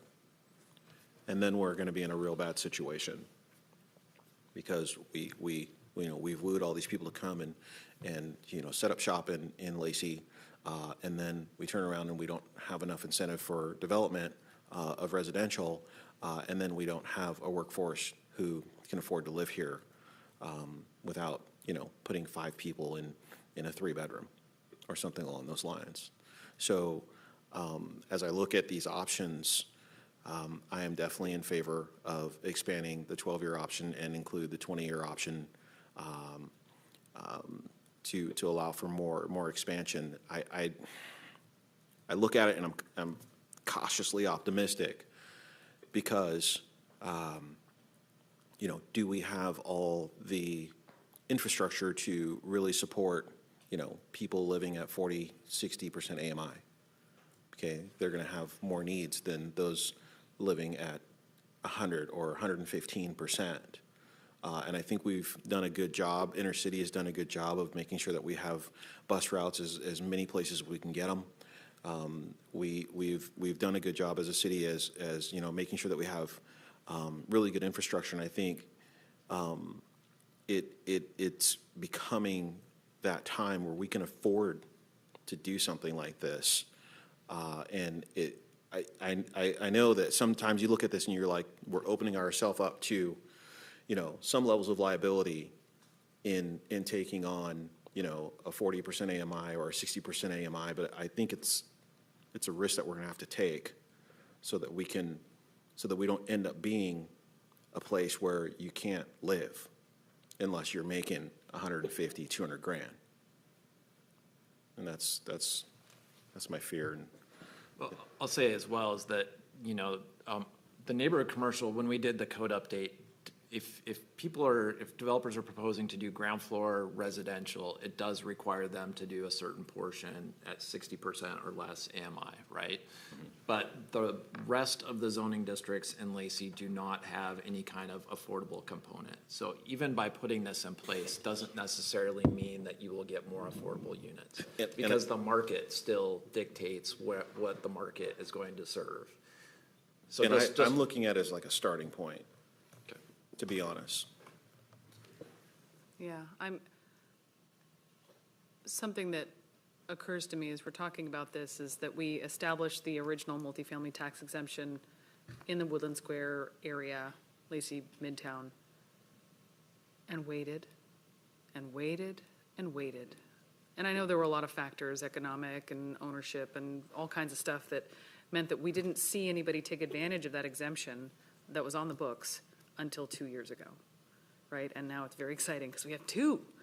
But I don't want us to be so conservative in our expansion of the multifamily tax exemption for like the 12-year to incentivize affordable housing that we don't see anything happen. Because since I got onto council, which hasn't been that long, I've been asking, why is it that we don't have affordable housing being built in Lacey? Because we have none, like 0 units of affordable housing as far as I know. At least 2 years ago that was the case, and maybe we have a couple in the pipeline now. But we know that we're really behind. And so I just don't want us to be so cautious that we wait another 10 years for a developer to step in and start building affordable units. I know we've got that one developer that wants to build in the neighborhood commercial zone, but I would rather us, court a little bit of risk to see more affordable housing come to Lacey. I love the idea of focusing it on the neighborhood commercial because we just did all of that community outreach. But I would hope that, like the deputy mayor said, this is maybe the first phase of a broader approach to expanding affordable housing options in Lacey. Councilmember Denning. I was just saying, this might sound a little weird, but I don't think we're going to build any actual, realistically affordable housing that is actually affordable, not what these definitions are. And I think the only way we get somewhat of prices come down is by having as much housing as possible. So I think that's the only way we actually get, the goal is to get housing that's actually affordable for people. What the definitions are of affordable housing here, I mean, it doesn't matter too much to me as much as getting actual housing built. So whatever we're going to do that's going to incentivize people to actually build housing, so that way there's actual competition in it, will hopefully drive prices down, is the only thing that really makes sense to me. So whatever we need to do, I think that's the direction it should go in. I can add a couple of points. So first, I'm hearing a 12-year, maybe 12-year and 8-year to the neighbor commercial zone from this group with a request to look at, and the 20, all three? 12 and 20. Oh, I thought I was hearing 8 and 8, so I misunderstood. This is why I asked for clarification. So in neighborhood commercial with a future look at MFTE citywide, and I think we all have heard that request. So this one we can move forwards with quickly and bring a resolution and be able to expand to just the neighborhood commercial to address the current proposal behind the zoning updates as well as some recent inquiries. And then as we wrap up our comprehensive plan process, we've refined where our housing is going to be located long-term in a 20-year vision for the city, look at expanding that beyond that with more robust public engagement and effort from our department. Does that make sense? Councilmember Vasquez. Yes, sorry, just one more question. Uh-huh. Yes to all of that. Okay. But to Councilmember Stedman's point, in the letter that Peter provided to us, shifting where the eligibility consideration is in the process from permitting to like launch, is that something that we can also explore? So that perhaps projects already in the works that have already got their permitting and they're already kind of locked in partway down the road could still decide to take advantage of this program? I'd have to look and see if that complies with state law, to be honest, but I don't know if either of you know off the top of your head. I don't. It's a timing issue. We can look into, it would change the Lacey Municipal Code, so we can take a look at that and provide a recommendation back. So I think we've got at least some ideas of what we can start to look at. The other thing I would add to it, which I haven't heard, is what is the council's desire to look at expanding the 12-year extension? Is that something you want us to look at as well? That's a good question. So we've Thumbs got up. support from Councilmember Greenstein. And if the 12-year extension, again, is for people who have done the 8 and the 12 already, so that would give the maximum extension of 24 years. Correct. But if you have the 8 and you extend, you can only do the 12 beyond the 8. So it's either a 20 or a 24. Or 24. Correct. Okay. How does the rest of the council feel about this? Councilmember Yes. Cox? Yeah, I think the 12 and 20 is the way to go. In terms of the extension, I guess one question I do have is impact on staff time in terms of having to verify that they're still offering the things we were writing in incentives for. But There would definitely be some staff time involved in issuing an extension. One of the things I will point out is that we have a sunset date on MFTE programs within our current code. It's something we can also establish in the future code. So if we start, we can make it align so it's the same, or put a 5-year, 10-year window on it. So then if we start to see a number of projects that come in that really start to suck up staff time, we can shut the books on that as well. And it also can allow us to revisit that conversation about tax shift too, if we start to see a bunch of projects come in. But we have to align that with our sunset date in the ordinance. So if council has a desire to make that a 10-year or a 5-year, we can work that into this update as well. But right now, our MFTE sunset is 2034, so we're 10 years out from that sunsetting at this point. So, if we're looking to expand 12 years beyond the original 8 years that we're providing for now, we'll have to look at extending that timeline. Just so the council's aware too, so as staff, we're required to do an annual kind of report as a part of this. So there's an annual reporting process. And then, the one thing to be cautious about when you're going from the 8-year with a possible 12-year extension is that there are income requirements that you have to meet under that 12-year extension. And so there's some language in the law around how you deal with existing tenants when you are dealing with new income requirements. And that's something just to be cautious about, because that could take up a significant amount of staff time to address that. Councilmember Greenstein, did you still have a comment? No, my question was answered. My concern was the 12-year extension on the 8-year. The 8-year didn't require any level of affordable housing in there. The 12-year extension would require 20% of the units to be at 80% of AMI, correct? That's correct, yeah. Mr. Drew, you had a comment? Well, forgive me for butting in. I'm certainly not going to disagree with what you're saying. I only to amplify it. When this bill, or an early draft, this bill was going through the legislative process, assessors reviewed it pretty carefully, because at that time, I believe it's this bill, there were many with similar clauses. They would have the assessor administering the question of qualification and continued qualification. And it's no small task, because AMI changes every year and your tenants change and your ownership may change. So the person that made the promise may not be the owner 5 years down the road. And so it's pretty labor intensive to administer. I'm not trying to throw cold water. It's a great program. It's an important part of the rungs in the ladder, but you acquire an ongoing responsibility to assure that the project continues to comply. And though there's not a lot in the law about auditing, I would expect that as these projects multiply throughout the state, that audit responsibility is going to come. It's kind of odd that I don't think it's in this law. It was in several of the proposals. From our standpoint, our position was on this bill and several others that had the income requirement and the purchase price percentage of calculation requirement, that we just weren't equipped to do that, right? We don't have folks that are going to knock on the door, hey, how much are you making, or be a party to those contracts between individuals. So pretty important responsibility, and over time, as you add projects, that responsibility grows. Sorry if that adds to the negative column, but it's an important program, so I certainly commend it to you. Those are the concerns we had. Yeah, you actually led into my question, which is tied to Councilmember Greenstein's comment. So in order to qualify for an additional 12 years, it's at that point you have to requalify income-wise for the program, and then have we done an extension yet, or can you talk a little bit about, like, are we asking for tax returns? Are we asking for copies of leases? What are we asking for, a balance sheet, or is it? I'm just trying to.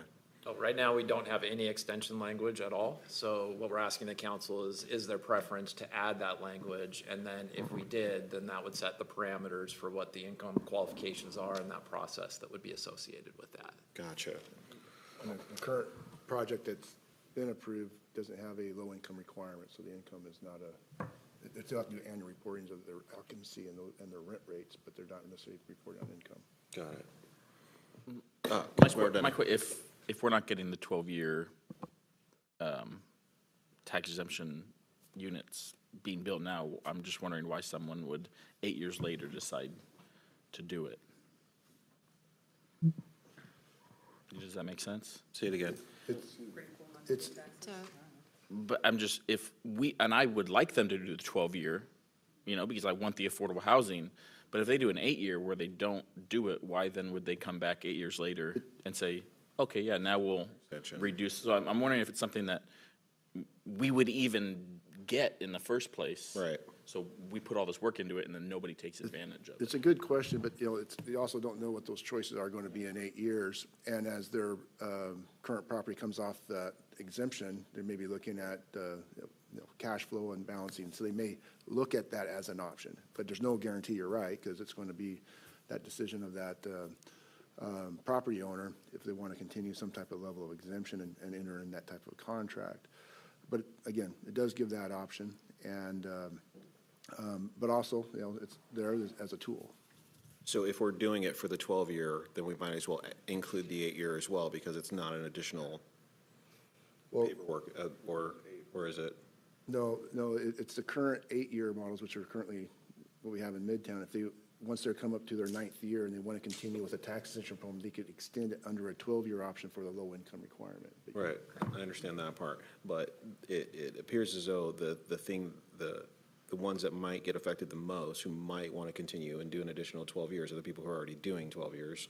Right. Right. I can hypothesize an answer to your question, but I will say it's a hypothesis. I can see from an economics perspective, you have a market rate developer capitalizing on the 8-year, then they come up to the end of that, they actually want to sell their building, and you have an affordable housing or somebody that manages income restricted units that wants to purchase that building and use it for that, then they may look at utilizing that 12-year because they actually do that as their business model. I think it would be more difficult to see a market rate owner switching to an affordable owner, because it really takes a skill set to manage those rentals. But that's just a hypothesis of how that might play out. Can I add something?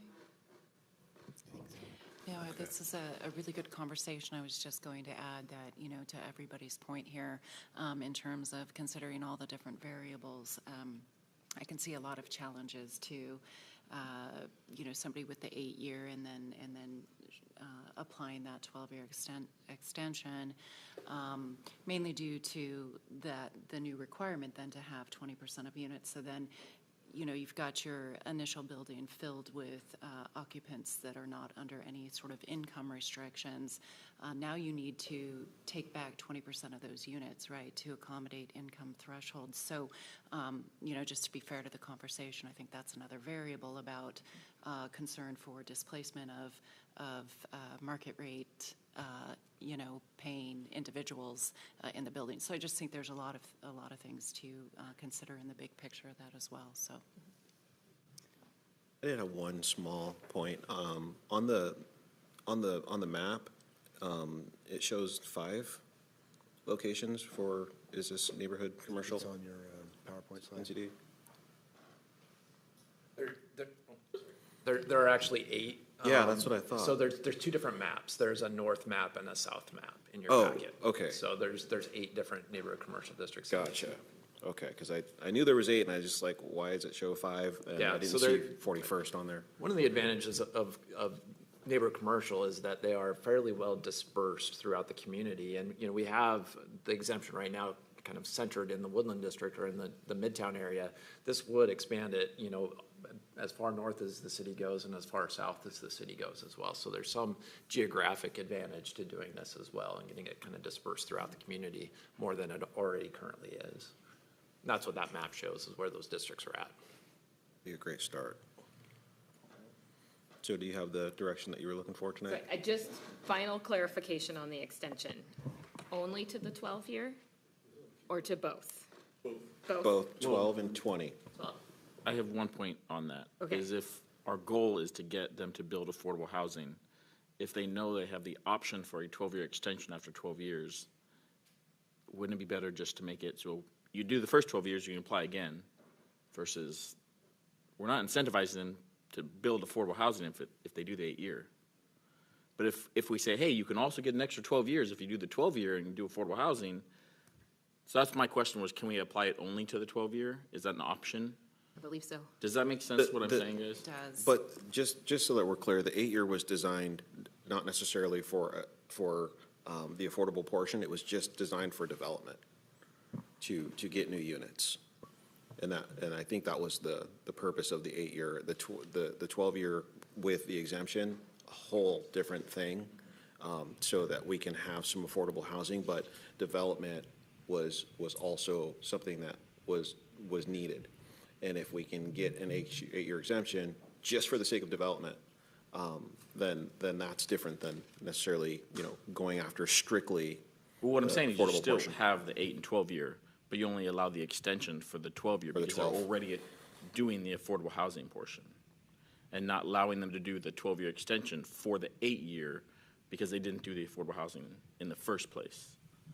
But they would only be eligible for the extension if they incorporated affordable housing for the next 12 years. So they would have to shift from market rate housing to 20% affordable units to get the extension. Yes, but you're not, my whole goal is to incentivize them to do the affordable housing in the first place. That's my thought process. So if I can just kind of sum up on some of the directions. So with the multifamily tax exemption program, we currently have the existing target area of the Midtown, maintain the 8-year option, expand it to 12, look at expanding it to 12 or expand it to 12 and 20, and then looking at neighbor commercials and include the neighbor commercial districts as part of the expanded target area for only the 12 and 20 option. Correct. And then look at giving the extension option of 12 years. And the question is it apply to the 8 that's currently allowed in the Midtown, or only for those that start at the 12-year? And that'd be probably the clarification from council, what we want to come back with. And then on top of that, so put a pause there, and on top of that, look at extending the sunset date of the ordinance out further to coincide with these actions.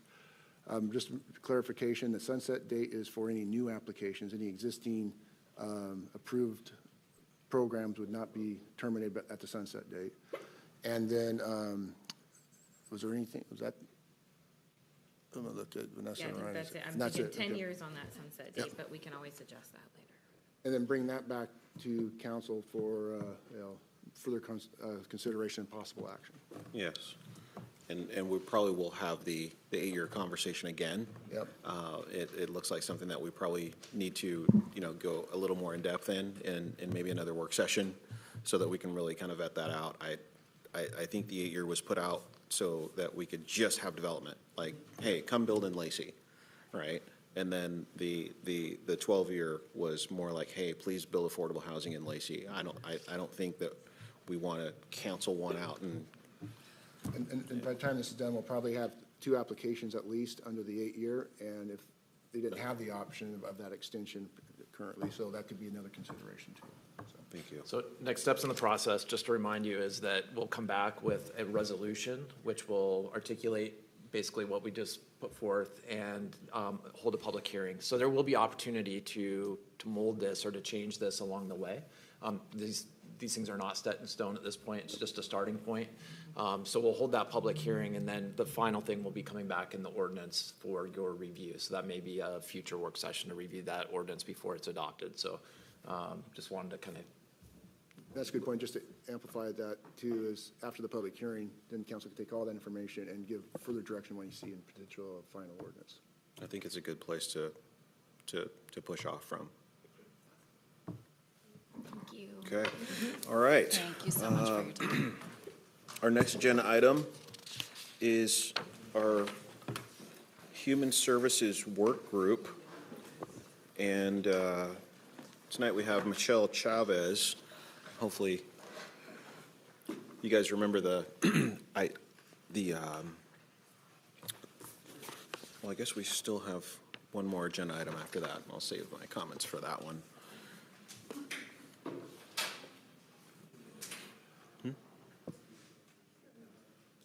Is it, you guys want to take 5? Okay, all right. Sorry, Michelle, before you get started. We are going to take 5 and resume at 7:45.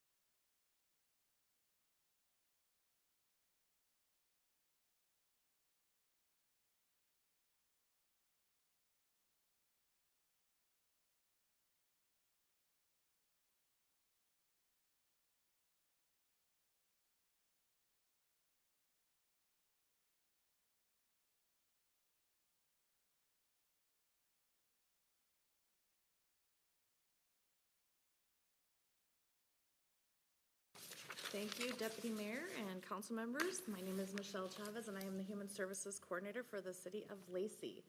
I am very happy to be with you this evening to talk about our 2024 Human Services Grant Award discussion.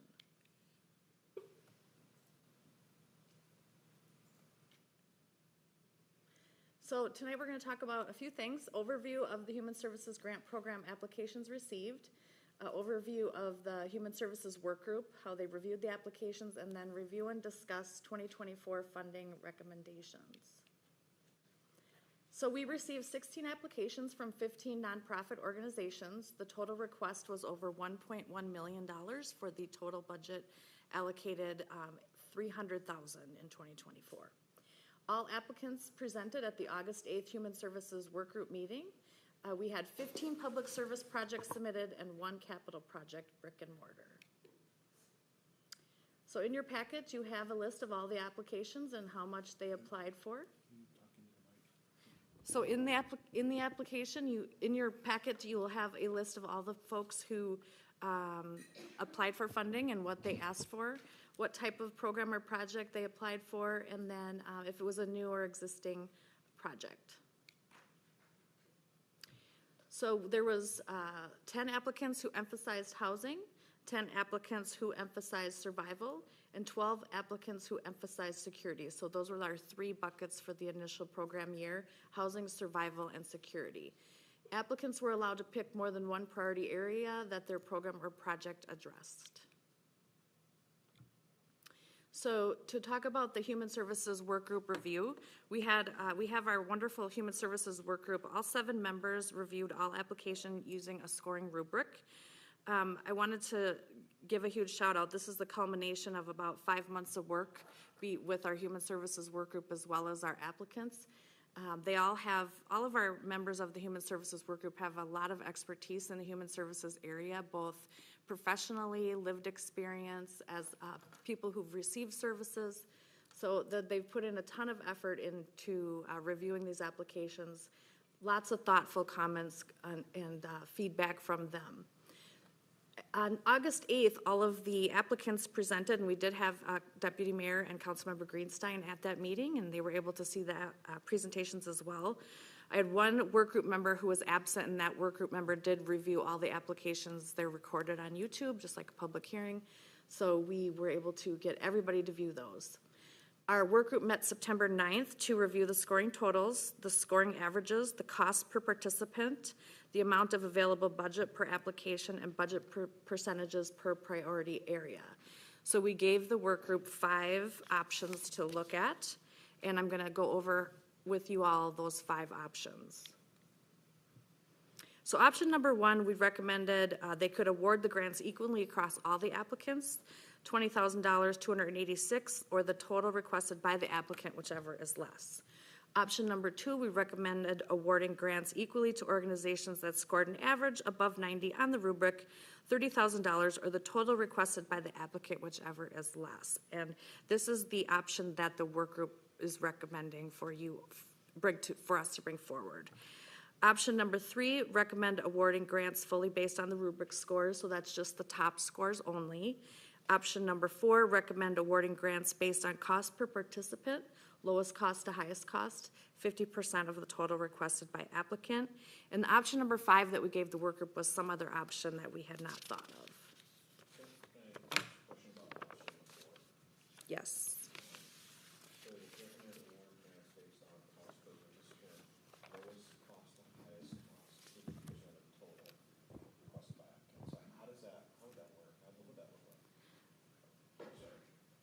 There we go. I'm sorry, you said lowest cost to highest cost? Yeah, that's what it Option number says. 4? Yeah, I was just wondering what that would look like. So if we lowest ask to. Cost per participant, and I'm gonna go into each option next. Okay, One by one. thank you. So this is the overall budget worksheet that was attached to your packet. And as you can see on this worksheet, and I had to print it out for myself because I need bifocals. On your budget worksheet, you'll have the applicant name, the first column, and then the program, the category, whether it was a service project or a capital project, the project area, housing, security, or survival, the funding they requested, their application ranking, so this worksheet shows application number 1 at the top and then all the way down to the 16th scored. Then the future community members served, so part of the process was we asked how many community members are you going to serve. The cost per community member served, this gets to Deputy Mayor's question, is how do we calculate that? The cost per applicant ranking, the percent of available budget, and then the average ranking score for that applicant. And this was attached to your packet.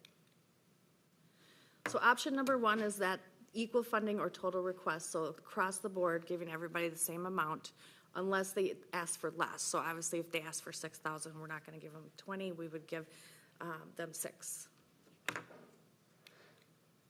Option number 2, and this was again the option that the work group preferred, is that we would give everyone with a score of 90 or 90 or plus equal funding or their total requests, whichever is less. So we had one agency who scored just below 90. There was some money left over. If we did a straight number like 30,000, we thought that was an easy way to manage the grant and giving everybody kind of an equal amount. And the reason why I believe the work group, and I'll talk more about this, they chose this option is because they were able to use the scoring rubric and also to spread the money to the most amount of agencies at the highest amount of funds. Option number 3 is the applicant score only. So as you can see, that's just the top 4. That would only fund 4 agencies. Yes. Oh, Councilmember Greenstein, please. Do you want questions as you go, or would you rather have them at the end? You can have questions now. We can do it as we go. So I think you know where my question is going to be from the meeting that we had recently, but in option 2, where they're asking that we fund those 90 who scored 90 or better, as we discussed, you included one who's below 90. And that concerns me, as I had mentioned in our earlier meeting. Can you talk a little bit about that? I mean, if 90 is the cutoff, then 90 should be the cutoff. And I'm not sure how the one that scored 89 gets funded and the one that scored 85 doesn't in that case. Thank you, Councilmember Greenstein. That I appreciate you sharing that with us. And we just had that cutoff because it created a clean, round number. If the council chooses to change that and say it's just going to be cut off at 90, we can. There's an extra $8,634 there. We can reallocate that to the rest of the group. I quickly did the math before the meeting. It would be about $785 more per applicant they would get. And that would then again drop off the last agency. And the only reason I say it is because I do believe that if we're setting a cutoff, the cutoff has to have some meaning. And if the cutoff is 90 and we still grant the one that had 89, I think it opens up a lot more confusion, because I think anyone with an 85 could come back and say, well, we were close also, why not us? So I just think if that's the way the council decides to go, I think if a 90 is the number, then it should be 90. Unless we want to make the number 89. But whatever the number is, it should be the number, is what I'm getting at. Yeah, and I had a couple questions actually, and one of them was kind of related to that was just more so where was the 90 determined? You know, it was kind of, it's a clean number, which seems to be the answer, so I kind of answered it. Unless I missed it, do we get a copy of the scoring rubric that has the details of what went into these scores? I did not include a copy of the scoring rubric in the staff report. That is available though through the work group meeting. That was in the work group's packet, our last meeting that we had. Okay. And then the third question I had was there are some large asks on here, above $100,000. Is there potential that those large asks aren't going to be able to really fulfill the services that they're requesting with only getting, the proposed 30,000? So is the money actually going, a long way for them where it could go a longer way for someone else? So that was just kind of a thought in my head as well too. Councilmember Dunning, that's a good point, and I'm going to get into more talking about further discussions that the work group has had about the program and potential things we might tweak in the future so that we could maybe spread the money further, okay. And that gets into that question as well. Thank you.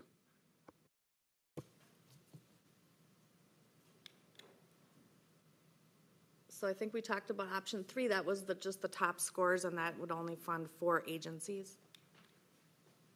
Option 4, Deputy Mayor had a question about this. This is cost per participant, so you can see this is 50%. You would fund based on how much it costs per participant. So they had the total ask, and then they had the amount that of people they were going to serve, and that's how we figured out that number. And this would get less folks funded as well than option 2. So that was, I think, part of the reason why the work group recommended 2 over 4 is that this would fund fewer agencies again. And option 5 was, we gave them the option to come up with something totally different that we did not think of. So again, the Human Services Work Group, they recommended option 2, awarding grants equally to agencies who scored an average above 90 on the rubric, 30,000 or the total requested by the applicant, or whichever is less. And the reasoning is that takes into consideration the rubric scores that they all worked very hard on, diligently on filling out a rubric for every application. And also, it allows for more agencies to be funded at a higher percentage of their request. So now I will get to the council options. And again, feel free to ask any questions that you want to ask at any time. I wanted to mention, before I get to the council options, again, the conversations that the work group is having. We've already started having discussions about potentially changing the program parameters to the future so that we could potentially have a cap on how much the ask is. We did have some very large asks, and looking at how we maybe use the rubric differently in the future, what the program parameters will be for future funding rounds, and we've already started that conversation. We will bring back to City Council any changes that we recommend tweaking the program. If we think that we make recommended changes, we'll bring it back to you all before any changes would be made to the program. So here's the council options that we had in your packet. Option number 1 would be follow the Human Services Work Group Award, grants equally to organizations who scored above 90, 30,000, or total requested by the applicant, whichever is less. Option number 2 is do not award grants recommended by the Human Services Work Group. Provide direction to the staff for funding allocations. Option 3, do not award grants as recommended. Award grants based on other options provided to the work group. And option 4 would be some other recommendation not contemplated above. Okay, discussion. Councilmember Vasquez.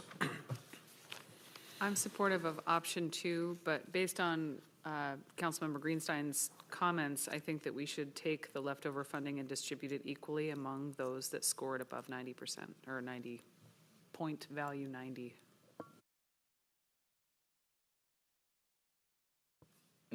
I would agree with that too. Whatever line we have, I think we have to have a solid line. I think that will help out in the future. And then I think the reason why I'm interested in the scoring rubric a little bit is because if the bottom number was 85 and the top is 99, that's not a really wide, I think there should kind of be like a difficult scoring rubric that makes it so not everybody is considered, a height. 85 to me sounds really good. And this is one thing when we only have 15 or so applicants, but if there's 40 or 50 applicants, which I hope we have in the future, that becomes, the differences become really, really narrow there. So that, more so like, I understand we're establishing this new program or new way of doing this and see how it works. But I think that's something that definitely what we do in the future will be important. What was the highest available score for the rubric? Deputy Mayor, the highest available score was 100. And we have a variety of diverse folks on our advisory group. Some people have a lot more experience with doing this type of work. I think some folks grade harsher. You always have those who are kind of grade more lenient, and then there are those who grade more strict, more harsh, and don't give any total points. So it's a variety of, there was a variance of scoring. And I think getting back to what Councilmember Dunning said is that we're going to be looking at tweaking that rubric and clarifying and making things easier for readers to understand and review, maybe be a little bit more critical. Councilmember Cox. I was just going to say I would support option 1 that you outlined here. But for a new program, I'm also thinking we need to educate the community a little bit more about criteria and look a little bit too at, this could be a policy to kind of encourage what we'd like to see. And Thank you. perhaps, yeah. more that way. I'm also in support of option one, but Councilmember Greenstein has a comment.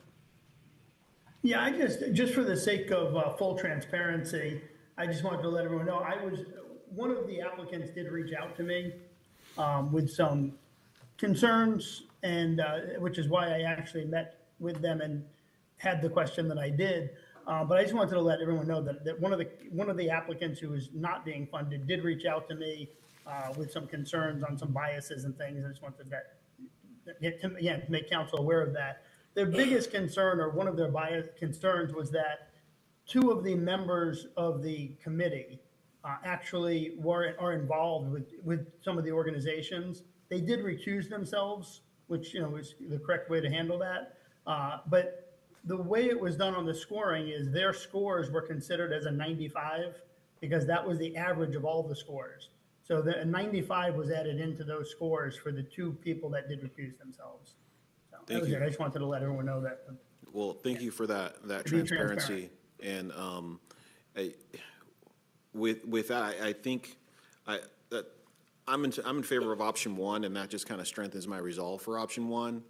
I know this is new, and I know that this is, we hope that this is ongoing. We may have some budgetary restrictions. We've all got a copy of the budget now. And if we are able to continue this and we are able to fund this program again, maybe if we were able to fund it at a higher level, I'm glad that we got so much participation, like way more than I ever thought we were going to get. I didn't think we were going to get 1.1 million worth of asks for something that we put out on social media, and well, I guess that's just kind of a testament to your office and the efforts of our assistant city manager in getting the word out, and our marketing people, because the request or the response was, I won't call it overwhelming, but man, it was a lot. And so in this being our first time out, I know that there's some refinement that needs to happen, right? And hopefully we are going to increase this budget a little bit. We'll see how the budget turns out. But if we spread these dollars out over these applicants, I think it might be one of those situations where we can help a lot, but maybe, and I did get to look at, a lot of these, the percentage of their budget that this ask actually is. And so, not all of these people are asking for full funding. We're not 100% of their budget. And that's one of the things that the rubric shows and the applications show. Right now, I'm definitely in favor of option number one, so that we can help as many as we can. Councilmember Dunning. I would be pretty against option one for kind of a specific. Well, I just want to clarify that there's two. The work group recommended option two, which the next steps for council direction we listed in option one, but option one in that is actually the recommendation of option two by the work group. So Council option one supports the work group's recommendation for option two. Thank you for saying it much more succinctly. Okay. So the reason why I would be heavily for the work group option two is because if you go through the actual, information for each group who presented or asked for money, not all of them, I think, really live up to the expectations of what this money is intended for, which is why under the 90% option, the vast majority, this is why I said we need a better rubric where 80 still looks pretty good or 85 looks pretty good, but it's actually really low, really, it should be much lower score. There should be a more of a variation there that under the 90 category, the vast majority of who I think are qualifying applications are getting money, and the ones that really don't fall under that 90%, there's a reason why they fall under that 90%, if that makes sense. So instead of just saying, no, everybody gets it, when some of them don't really, I think, live up to anything what is for Lacey at all. Gotcha. They're kind of just coming in from anywhere. Councilmember Stedman. I'm thinking like a hybrid, where you take like the top 2 or 3, the highest scores. That's like 135,000, I think, something to that number, and then the rest divide it amongst everybody else. I mean, if you're keeping score, there's a reason why you're keeping score. Okay. Councilmember Greenstein? Yeah, I just want to add one more comment, and that is, keep in mind with these organizations that they come from very different levels of funding and levels of expertise, meaning that some of these organizations actually have professional grant writers who write these applications and put these presentations together, whereas others are completely lay people doing it. So there is some definite difference in their ability maybe to get their message across, because again, some have professional grant writers. They're going to do this. They do it every day, right? So they're going to have a different level of skill on this. Yeah, I can definitely agree with that. And that was one of the reasons why, I showed up that night to see and take notes from each of the people who came and showed up, and wanted to hear their story and wanted to see, what is it that you really want to do for the community. But one of the things about these dollars is they're not federal or state dollars, meaning they're not difficult to spend, and you can fill in some of the gaps of your organization with some municipal dollars. And so that is one of the things that really attracted people to this was, I can't afford federal money, I can't afford state money, but if I can get this thing filled out, then maybe I can maybe help some people in this community. So I'm kind of still leaning towards option number 1, but let's hear from the rest of the council. Option or? Oh, sorry. Option. Work group recommendation option 1? No. Equal funding or total request. I'm kind of leaning that way. Yeah, if I can clarify, Deputy Mayor. Please. So option 1 on the council options is actually going with what the work group recommended, which was Right, I'm option sorry, 2. funding option number 1. Yep, this is funding option number 1. Mm-hmm.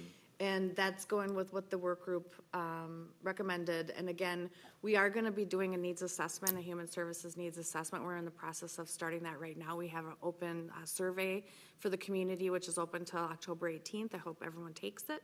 If you have not, please go online and take it.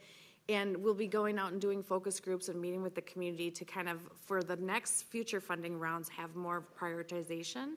And again, helping us kind of narrow down that scope of what should the priorities be for the city of Lacey. So I just wanted to mention that as well. So, and so it almost feels like that's what I'm seeing here is steering me back to that. But please, Councilmember Vasquez. Feels a little bit like we're in an Abbott and Costello sketch right now. I feel like maybe we should have labeled some of the options with letters instead of numbers. Right. Do we need action on this tonight, or are you looking for direction and we'll take action at the next full council meeting? If we get consensus tonight, if we get a vote and approval of how to move forward, we're going to hope to have it on consent at the next meeting on October 15th. Councilmember Dunne. Just to clarify, are you saying option 1, spread the money to everyone who applied, or option 1, spread it to the 90%? I was talking about option 1, equal funding for total requests, or total requests, which is Spread the money equally amongst all funding applicants. option. So not the recommendation of the. Recommendation. Funding option 1. Doesn't that kind of make all the work that group put in kind of useless and pointless? I'm not trying to make anybody's work useless or pointless. Knowing that it's the first time they're doing this, I would just trust that they are, I think we put them together to make a recommendation. And I know that, I think it's clear that we need a better, there's a learning experience, and there has to be a better way of moving forward. But I also would say, we put this trust in them for a reason. And Well, okay, so I see here Thurston County Council on Aging. I saw their presentation. I also saw dry tykes and wet wipes. Right? and what they're doing. And so what this tells me is that they just didn't score well, right? It doesn't tell me their story. It doesn't tell me the work that they're doing in this community to fill the gaps. And it doesn't tell me, the effect that they're having. But I do know the work they're doing, and I do know the effect that they're having in the community because I sat and listened to their story, along with Councilmember Greenstein. But can we do that if we have 40 applications next time? So we're setting a precedent of, that's what I'm saying, we're kind of setting that precedent that everybody who applies is just going to get an equal amount. Well, and that encourages people just to apply multiple times or more, knowing you're going to get something. That waters it down. Very true. Well, since we don't have unanimous consensus, what we can do is move this forward to council meeting for action and have the debate and move it forward for formal action. And so when are we expecting to actually fund these people? Is it in 25 or when they would actually receive dollars or? Deputy Mayor, the original, we were ambitious because this is the first year. We were hoping to start the program year October 1st. However, we can move things back if we need to take more time and do more deliberation. We can do that also. Yeah, I think that would be helpful so that we can, kind of, I would like to see more people, everybody gets something. I definitely am looking at a couple of these and thinking, if we give all 300,000 to 4 entities, that I saw some really good grassroots, we can't afford federal money people show up in this room and give their presentations. And I don't want to. And that's why I think the hybrid makes sense. We could take the top 3, award them 150 each for 150, and then take the other 150 that's left over approximately and just divide it amongst the rest. And everybody gets something. Oh, sorry, Councilmember Vasquez.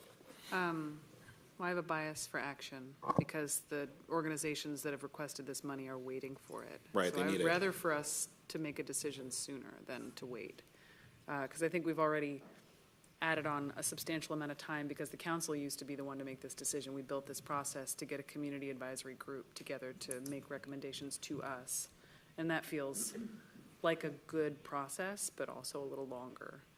I'm curious whether we could, if we want to make sure that everybody gets something, we have option 2, and we have almost $9,000 left over. We could take the $9,000 and spread it out amongst the 5 groups that otherwise would not get anything. Mm-hmm.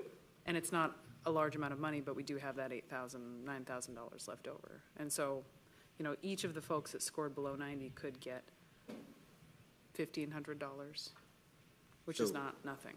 So was the remainder of this account designed to be some type of a reserve? Or was it just, that's the way the chips fell?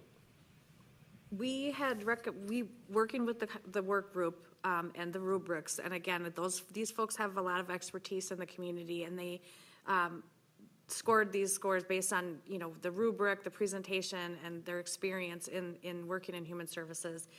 We kind of came up with this 30,000 to kind of have a baseline, and then what was left over, we want to spend it all. So we didn't plan on a reserve or a rollover fund. I don't know that that's out of the question, but I'm hearing, a lot of different ideas about how we could do this. Again, we have Councilmember Greenstein's idea about, taking that and spreading it around. Councilmember Greenstein. I think under the idea that Robin just presented, I think that would actually be more like $6,000 for each of those 5, wouldn't it? Because there's 30,000 in the way the option 1 that's presented to us. There's 30,000 going to each, including 30,000 going to the one that scored below 90. So you have 5 that scored below 90. If you took that 30 and divided it on those 5, they'd actually each get $6,000.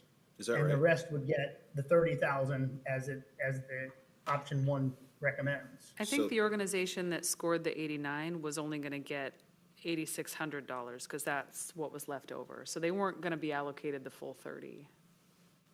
Is that how that was? Okay. That's not how I understood it. But I still think the whole point of this is to rank. Who out of the three different categories ranked the highest, they should probably get the most money. Okay. That's why I say if we were gonna give something to everyone, I think a tier-based approach would be, top 5, middle 5, bottom 5, would be if we want to have it be something that's everyone this round. I don't think there's any perfect way of doing it. So if you split the, as Councilor Vasquez suggested, split the 8,634 for that below 90 point margin amongst the others, that'd be $1,726.80 for the rest of them. I'm also okay with that option. Councilmember Cox? We could do it. I just think, it's important to remember, we've asked this group to go through the applications, study it, make recommendations to us, and I would feel really badly if we didn't follow their recommendation. When there's funding projects like this, it's hard. Hard decisions have to be made. But one thing that I think could be helpful in future ones is drafting criteria for the applicants to respond to. And the criteria could be based on city policy or some direction that the council wants to set, like things that we would like to see funded.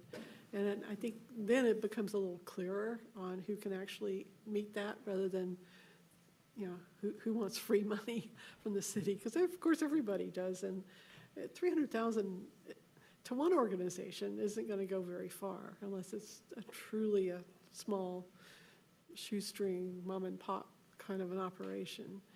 It certainly isn't going to go very far with groups like the Boys and Girls Club or some of the others on here. So, Real quick, was the amount of money requested one of the scoring rubric questions? So if they only requested, let's say, $5,000, was that weighted? Councilmember Denny, we did not weight it based on how much they asked for, but there was an application process and everyone got the applications in advance. And I also did a workshop in the summer and I training and we recorded it and we put it out on YouTube, and then we had the rubric matched the actual application. So folks knew what they were going to be scored on. But I think that we could go back and tweak, again, the rubric, look at the program parameters. I like what I'm hearing from all of you about possible ways we could tweak the program in the future to allow more of the applicants to be funded. And we would, again, bring back our recommendations to the work group, our ideas that we've already started hearing, and then we'd bring it to you all too. So before we change there is a policy in place, but before we tweak anything and we do this needs assessment, we tweak our program policy recommendations and bring it to you again before anything is finalized for the next cycle. So the option 2 application score 90% plus has a remaining balance of near $9,000 that we could distribute amongst the 4 that are at 0. Right. And we can all agree on that? It'd be 5, it'll be. Senior services. Yeah, so it'd be $1,726.80 split amongst the 5 from senior services down to the. So it's 5? So we would take the 8634 that we have allotted to senior services and divide that amongst the senior services and the 4 below it. Correct. And, I mean, I'm in the minority, I believe, but I think, even if you take the top 5, there's still 11 left over, and to me, 11 shouldn't warrant as much as 1. It doesn't make sense to my brain. If you're gonna be using this and keeping score or doing a rubrics or whatever you want to call it, they base these scores off the 3 different categories that they, so. But I'll speak my piece and that's it. I'm in the minority, so. Man, I think it's a good point if we had a little bit more refined system and we're just trying to I mean, so I get what you're saying. Even Nick's, if we take the top 5 and give them a bigger pot of money than the next 5, a medium-sized pot of money, and then the last 6, a smaller amount, but assure that hopefully everybody gets 10 grand at least. So what I'm hearing is, there's a couple of different options. The work group recommendation, option 2, the modified option 2 recommendation of taking the remaining 8,600 and change and dividing it among those 5. And then, of course, there's other options too that have been talked about. But moving this forward, we could, let's see, do we want to try to hone in on one of those 2 options and with a consensus to take it forward to council action at a future meeting? And then you can always modify if there's some different information that comes out of that, but take consensus of the night of the modified recommended option 2. I honestly am not real comfortable removing the 8634 from senior services of South Sound like altogether and kind of chopping it up. And I know the work that they do. I volunteer there. And we've all been to their events. I think that also creates a bias. Maybe if we didn't know who the applicants were and it was just ranked 1 through 16, then we wouldn't be playing favoritism or, valuing one over the next. That's my frustration, I guess. Councilmember Vasquez. We started this conversation with Councilmember Greenstein pointing out that what we have in option 2 doesn't fit where we've allocated the money because we said we were going to give it to the folks that scored above 90. Right, cut it 90. And then we just gave the leftover funding to someone who scored 89. Right. So to be fair. like giving all of the leftovers to the senior services for South Sound doesn't really fit with the initial sort of definition of that option, which was to give the money to those scoring above 90. So I don't think that it's taking away from the South Sound senior services if we spread it amongst the folks that scored in the 80s and giving the bulk of the money to those that scored 90 and above. I think it's fairer. All in favor? The other option is we could also take that money and move it to the ones that did score above 90, which was, I think she said it was about a $700 difference. But at least it still gives it some kind of even playing field.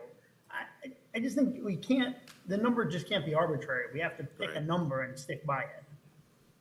So with that rationale, then we would be setting a precedence moving forward. If we did the 90 and we decided that 90 was the way we wanted to go, and then what do we do with the remainder of the dollars? We spread it out or we up-channel it, right? So are we prepared to make that decision tonight too? I don't know that it's necessarily a precedent. I think it's the first year doing it, and there's going to be work done, and I think they're going to make some tweaks to the scoring model and everything else. So I don't know that we're necessarily setting a precedent for how it'll have to be in future years. So then, if I'm gonna land this thing, and so I also could be in favor of dividing it amongst the 5. And I know I've vacillated on this for the last 3 minutes, but if you guys would be willing to do that as well, then we can make that decision and bring that to our consent agenda. We have consensus? Councilmember Cox. Yeah, I can support it, although, I don't know, I feel like maybe it wouldn't matter as much to the Council on Aging, which only asks for 10,000 to say, okay, you can have 2, or 1.5. But some of these other groups, it feels like almost an insult. It probably costs more, the organization more to do the paperwork and all that than, they would actually see benefit from a tiny little amount. Well, fortunately, this is the first year, and maybe we can tweak it and get it better in subsequent years. Oh, I agree, and I agree with Lenny on the fairness thing, that any organization that didn't score 90 or above didn't make the cutoff, and maybe we just redistribute the 8634 for the ones that did. I know that sounds cold, but having done this work a lot with distributing funding, sometimes, it's better to go ahead and fund the ones that you think can actually do something with it. And, tell the ones who didn't make the cut this time, sorry, hope you'll try again for next year. And we'd love your feedback on criteria and that sort of thing. So it sounds like we've made some progress. We're either going to send the money up or we're going to send it down. Councilmember Dunn. Just a random question on a different point, but Together has 2 different applications, so they would be getting double the amount of money? They had 2 different applications. We did not limit the amount of applications. They had to, this time. That's not saying that it might change in the future. Again, we are looking at potentially changing the parameters of the program, but at this time, we did allow agencies to apply for multiple programs, but they had to be separate applications. And they had separate applications because they had 2 different functions that they were trying to accomplish? Correct. Yeah. Which is probably the only part of this that think is a little bit unfair when other people could just ask for double the amount of money. Yeah. Okay, and Councilmember Vasquez. Yeah. And you know what, I'm actually glad that we're having this much conversation about this because it really does mean that it means a lot to us. Okay, and if we as a council can agonize over $300,000, right, then we're doing our job, in my opinion. So are we going to send the money up or are we going to send the money down? That's kind of what I need to know. And so I've got one for up. Are we going to send it up into the other asks, or are we going to divide it and send it down amongst the lower 5? I say send it up. Okay, Down, everybody gets something. down, I would go with up. up. Councilmember Greenstein? Either way works. I would say up. Okay, so is that 4 ups already? Then we have a decision. Please send it up. Move it. So just to recap, option 2 as recommended work group with the additional remaining funds distributed amongst those that scored above a 90. We'll set it up as an ordinance form for the consent agenda. Thank you. Thank you. Good Thank conversation. Thank you, you. Michelle. Thank you. Yeah. It has not been easy, so I appreciate your work on it. I'm sure if we have this much debate, I am sure those debates were very fun that you had to moderate. So I really appreciate all the work you guys did on this. These processes, are always challenging. That's one of the things too in the past, the council meetings and that's why the council formed a work group is to do some of this heavy lifting, but it is always a difficult decision. It's a good conversation tonight, and so we'll have a path going forward. Then also we'll take this conversation, as Michelle has mentioned, and we'll take a look and evaluate our process going forward and brief both the work group and the council for next year's round and fine tune from this experience. And I also think this decision honors the work group for the work that they did. I know that they worked really hard. I interviewed every single one of them, and we had a really good group, and I think one of them was even interviewing from the Philippines or something like that. So every member who was on this work group really wanted to be on this work group to get this job done for us, and I think they did pretty good. All right, our next agenda item is our Washington Center free day discussion. There's a whole lot less of these, so who knows? We might get out of here by 9 o'clock. So I'll invite Nicole up. 5 days, right? So this is another decision point. As the council recalls, we've had 2 conversations on this. One was initial review of applications. The second conversation, we invited all 6 applicants to come in, I believe it was 6. Applicants to come in and give a presentation on their events, their programs and how they serve the basic community in the broader region. So tonight, council's is going to need to choose one of those for the free day offer at Washington Center. And Nicole's here to kind of give a recap of the applicants and their programs and answer any questions as well. So. Right. We saved the best for last, just so you know. Okay, so a couple of weeks ago, we had 5 the applicants came and gave you all a little more information, presentations on what their event would be at the Washington Center, a little bit more about what they do, kind of how many Lacey residents, what their tie was to Lacey, and how that might benefit the community. So I don't know if you want to just, we can go through the different applications and remind us about their event. So the Olympia Waldorf School came and talked about their middle school play. That is a big production and involves all the school, all the parents, wide range of people that like to come to that. And then the Olympia Chorus, they were having their 60th anniversary concert. So that was something that they would like to do, and I believe they said they had 5 members of that chorus that are from Lacey. And then we had the Boys and Girls Club, and they serve a lot of kids in Lacey, 300 members at their Lacey Club.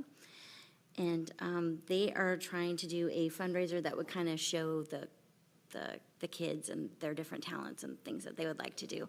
And the example was the great dancing performance that they had recently, or a couple of years ago. And then we have For the Love Foundation, and they are proposing the Comedy Clubhouse. That's something that they would like to do. And they help lots of different families throughout Thurston County. And then Capital City Chorus would like to do a summer sing-along, and they have presented lots of different options, and also throwing out that they could come up with a Lacey anthem. And so that was an interesting artistic spin on that. So do you guys have any questions, or do you need reminders? I can't recall dates. Do we have any dates?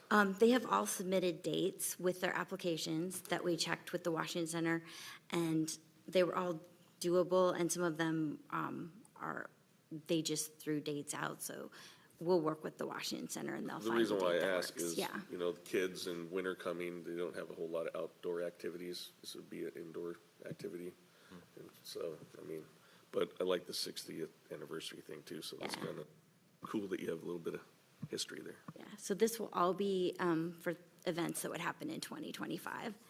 And what I recall is that most of them are happening in the summer of 2025. Yeah.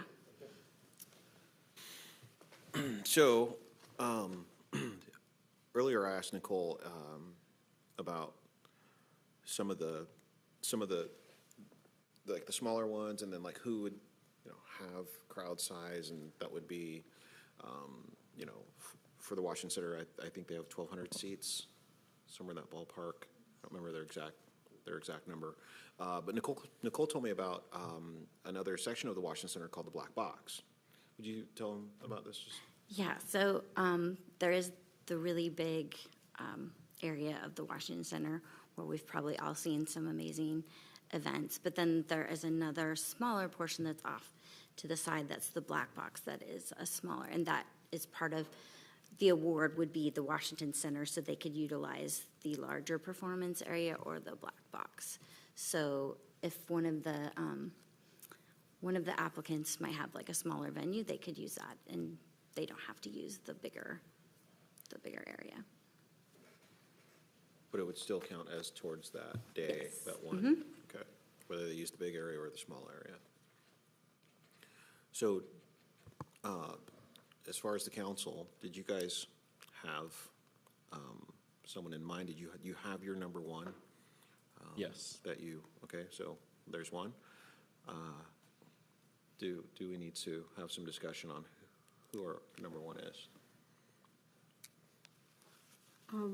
Before I reveal my number one, I would just like to say that the Washington Center has pretty much now state-of-the-art lighting, sound, that sort of thing.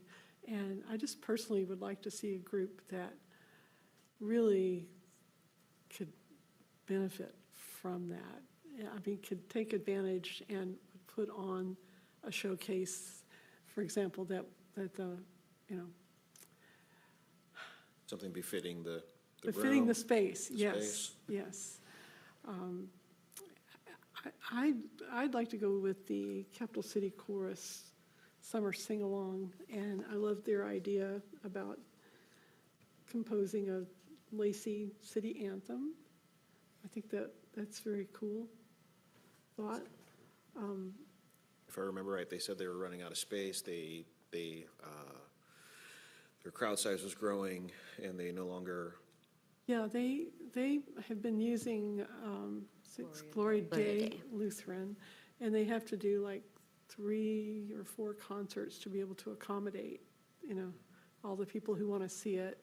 And they have a winter show. I think they are able to move to Capitol High School for that. But it gets kind of exhausting to have to do 3 performances just to be able to fill the requests. I've been to a number of their concerts, and it's always a full house. If you don't get there, you might not even get to sit. Crowd size?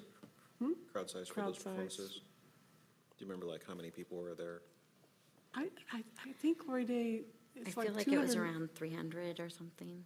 Pardon? I thought 300 at Yeah, Gloria Day. about that, yeah.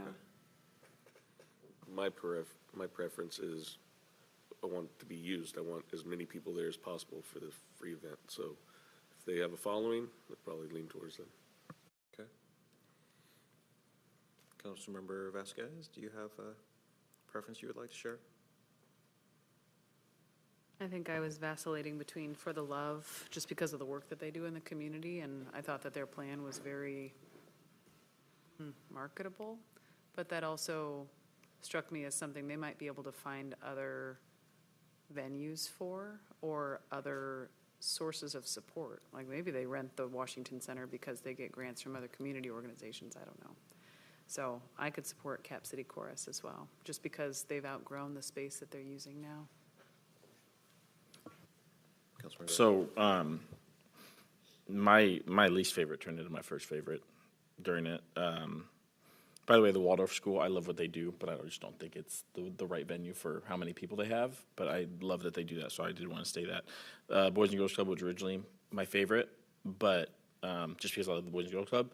But I think they get lots of opportunities to do lots of things. As far as the 2 choruses go, one of the questions that I asked both of them was how many events they're actually doing during the year, and both of them were doing several events. So they're already getting to put themselves out in front of the community in multiple occasions, which left me with For the Love, which, knowing that what they're going to be using it for, we have a real big lack of, which is bringing people together for a comedy show, and then all that money is going back into services for the community, was really what sealed the deal for me. And that's why I thought it was so important to actually see them present, because when we went over the applications, they weren't even anywhere near. And then when I actually got to hear what they're doing, and knowing that we're not just giving them a free day, but that money that they're going to raise is going to be used for the community, really is what put them by far into the #1 spot. I think the courses are both great, but choosing between one or the other when they also both get it, they're both playing on a regular basis during the year is a tough thing for me to try to pick. So I really think For the Love gives some people an opportunity who haven't had one, and they're going to do good things with that. So that's where my mind was changed quite a bit. Councilmember Cox. Nicole, I know that For the Love was proposing to sell tickets at $20 to $35 a head. Do you know if any of the other groups were going to be selling tickets for the performances? I don't recall if they were going to sell tickets. I know that the Boys and Girls Club, they were not going to sell tickets, but they were going to ask, they were going to use it as a fundraising the Boys and Girls Club was going to use it as a fundraising opportunity, so they were going to not charge tickets, but they would ask for donations for their scholarship program during the performance or at the end, somewhere in there. But I'm sorry, I don't know if I remember. Yeah, I don't recall if they said they would. So I like what you said, because you're right. Hearing the story is important, right? You can look at something on paper and you can read a rubric, but it doesn't take the place of hearing these people and what they're doing and what the sacrifices they make to do it. and those types of things. So I understand why your choice is your choice, because I sat and listened to their story as well, and I thought it was fantastic. Councilmember Greenstein, do you have a preference for us to hear? Did we lose Councilmember Greenstein?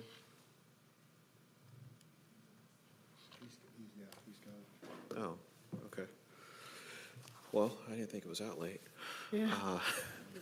One other thought, if the other, I know that most of these do not charge admission to their shows, and I think I like the equity part of that, you know, for some families, $25, $35 for a ticket is a lot of money, and it would be very limiting. And so I really like the idea of something that people could attend for free. Without cost. And so it looks like we have 3 for Capital City Chorus, correct? Okay, I'd gladly be the 4th. I'd like to see them take that spot and maybe get their entire crowd into one room one day. You know, when we were going over this, I looked at some of these and I thought, you know what, they really just need to, they really just need like a relationship, right? Like, I love the Waldorf School story, right? And what they're doing and so on and so on. And then I thought, you know, there's the River Ridge Stadium where they do, you know, they've got not the stadium, but the theater, perfect venue for them. You know, so I literally asked our Parks and Recreation Culture Director if she could, you know, maybe foster a relationship between those 2 schools to see if there's some way that, you know, Waldorf can leverage the city's relationship to get that space. And I think some of these other ones are very much the same, because For the Love Comedy Clubhouse could be another one of those types of situations. I even asked Nicole if we could have simultaneous things, because, I mean, we've got the whole center, right? And if we had one group who is a smaller group using the black box, which from what city manager tells me, it seats 140. 140.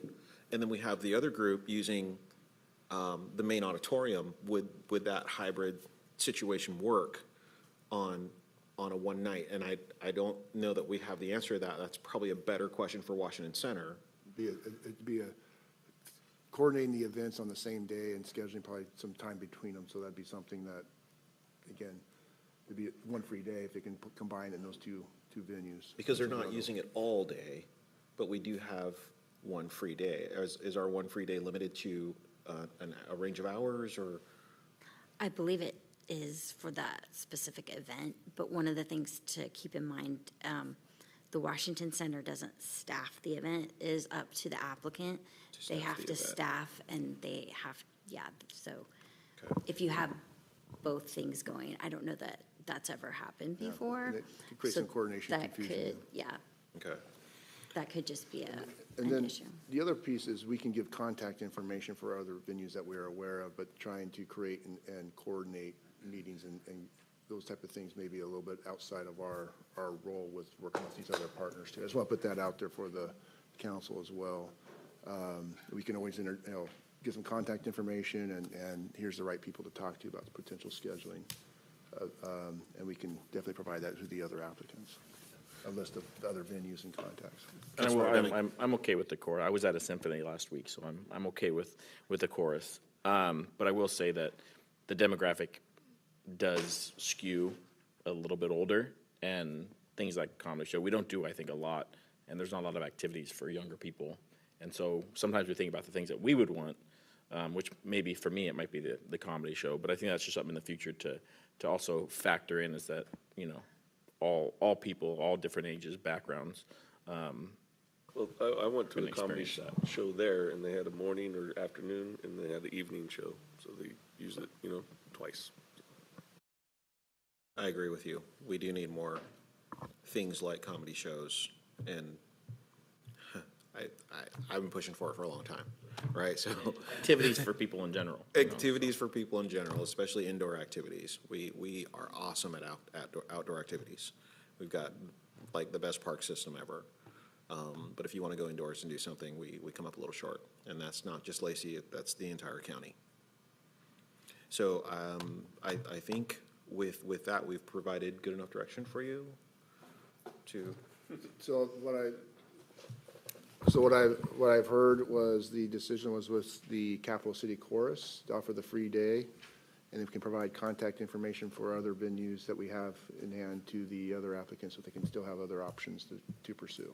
correct. And then if at all possible, okay, I'm not saying that, but I do want to know if it's possible that 2 of these entities could use the Washington Center on the same day. Now. We can check into that, Yeah, just something to look at. I don't, if there's a possible way that we can help more than one, I'd like to do that. And that's one of the things we want to make sure was clear, and as Nicole mentioned, is the Washington Center doesn't staff these things, so things like, I don't know, tables, chairs, those type of things, we had to make sure it was very clear this year in the application process that these entities were responsible for. So it'd be all dependent upon what the Washington Center can accommodate. Yeah, and I think we kind of notified the applicants that you're on your own when it comes to the staffing of the event, and they're all aware of that. And I think if there was one of the applicants who a 140-person room would more than suit their needs, then there's a possibility that we could help more than one. Yep. We'll ask. Okay. Well, we have reached the end of our agenda. Thank you guys for hanging in, and thanks for great conversation, even though some of it was arduous. And with that, if we have nothing further, I will call this meeting adjourned. Keep it classy, Lacey.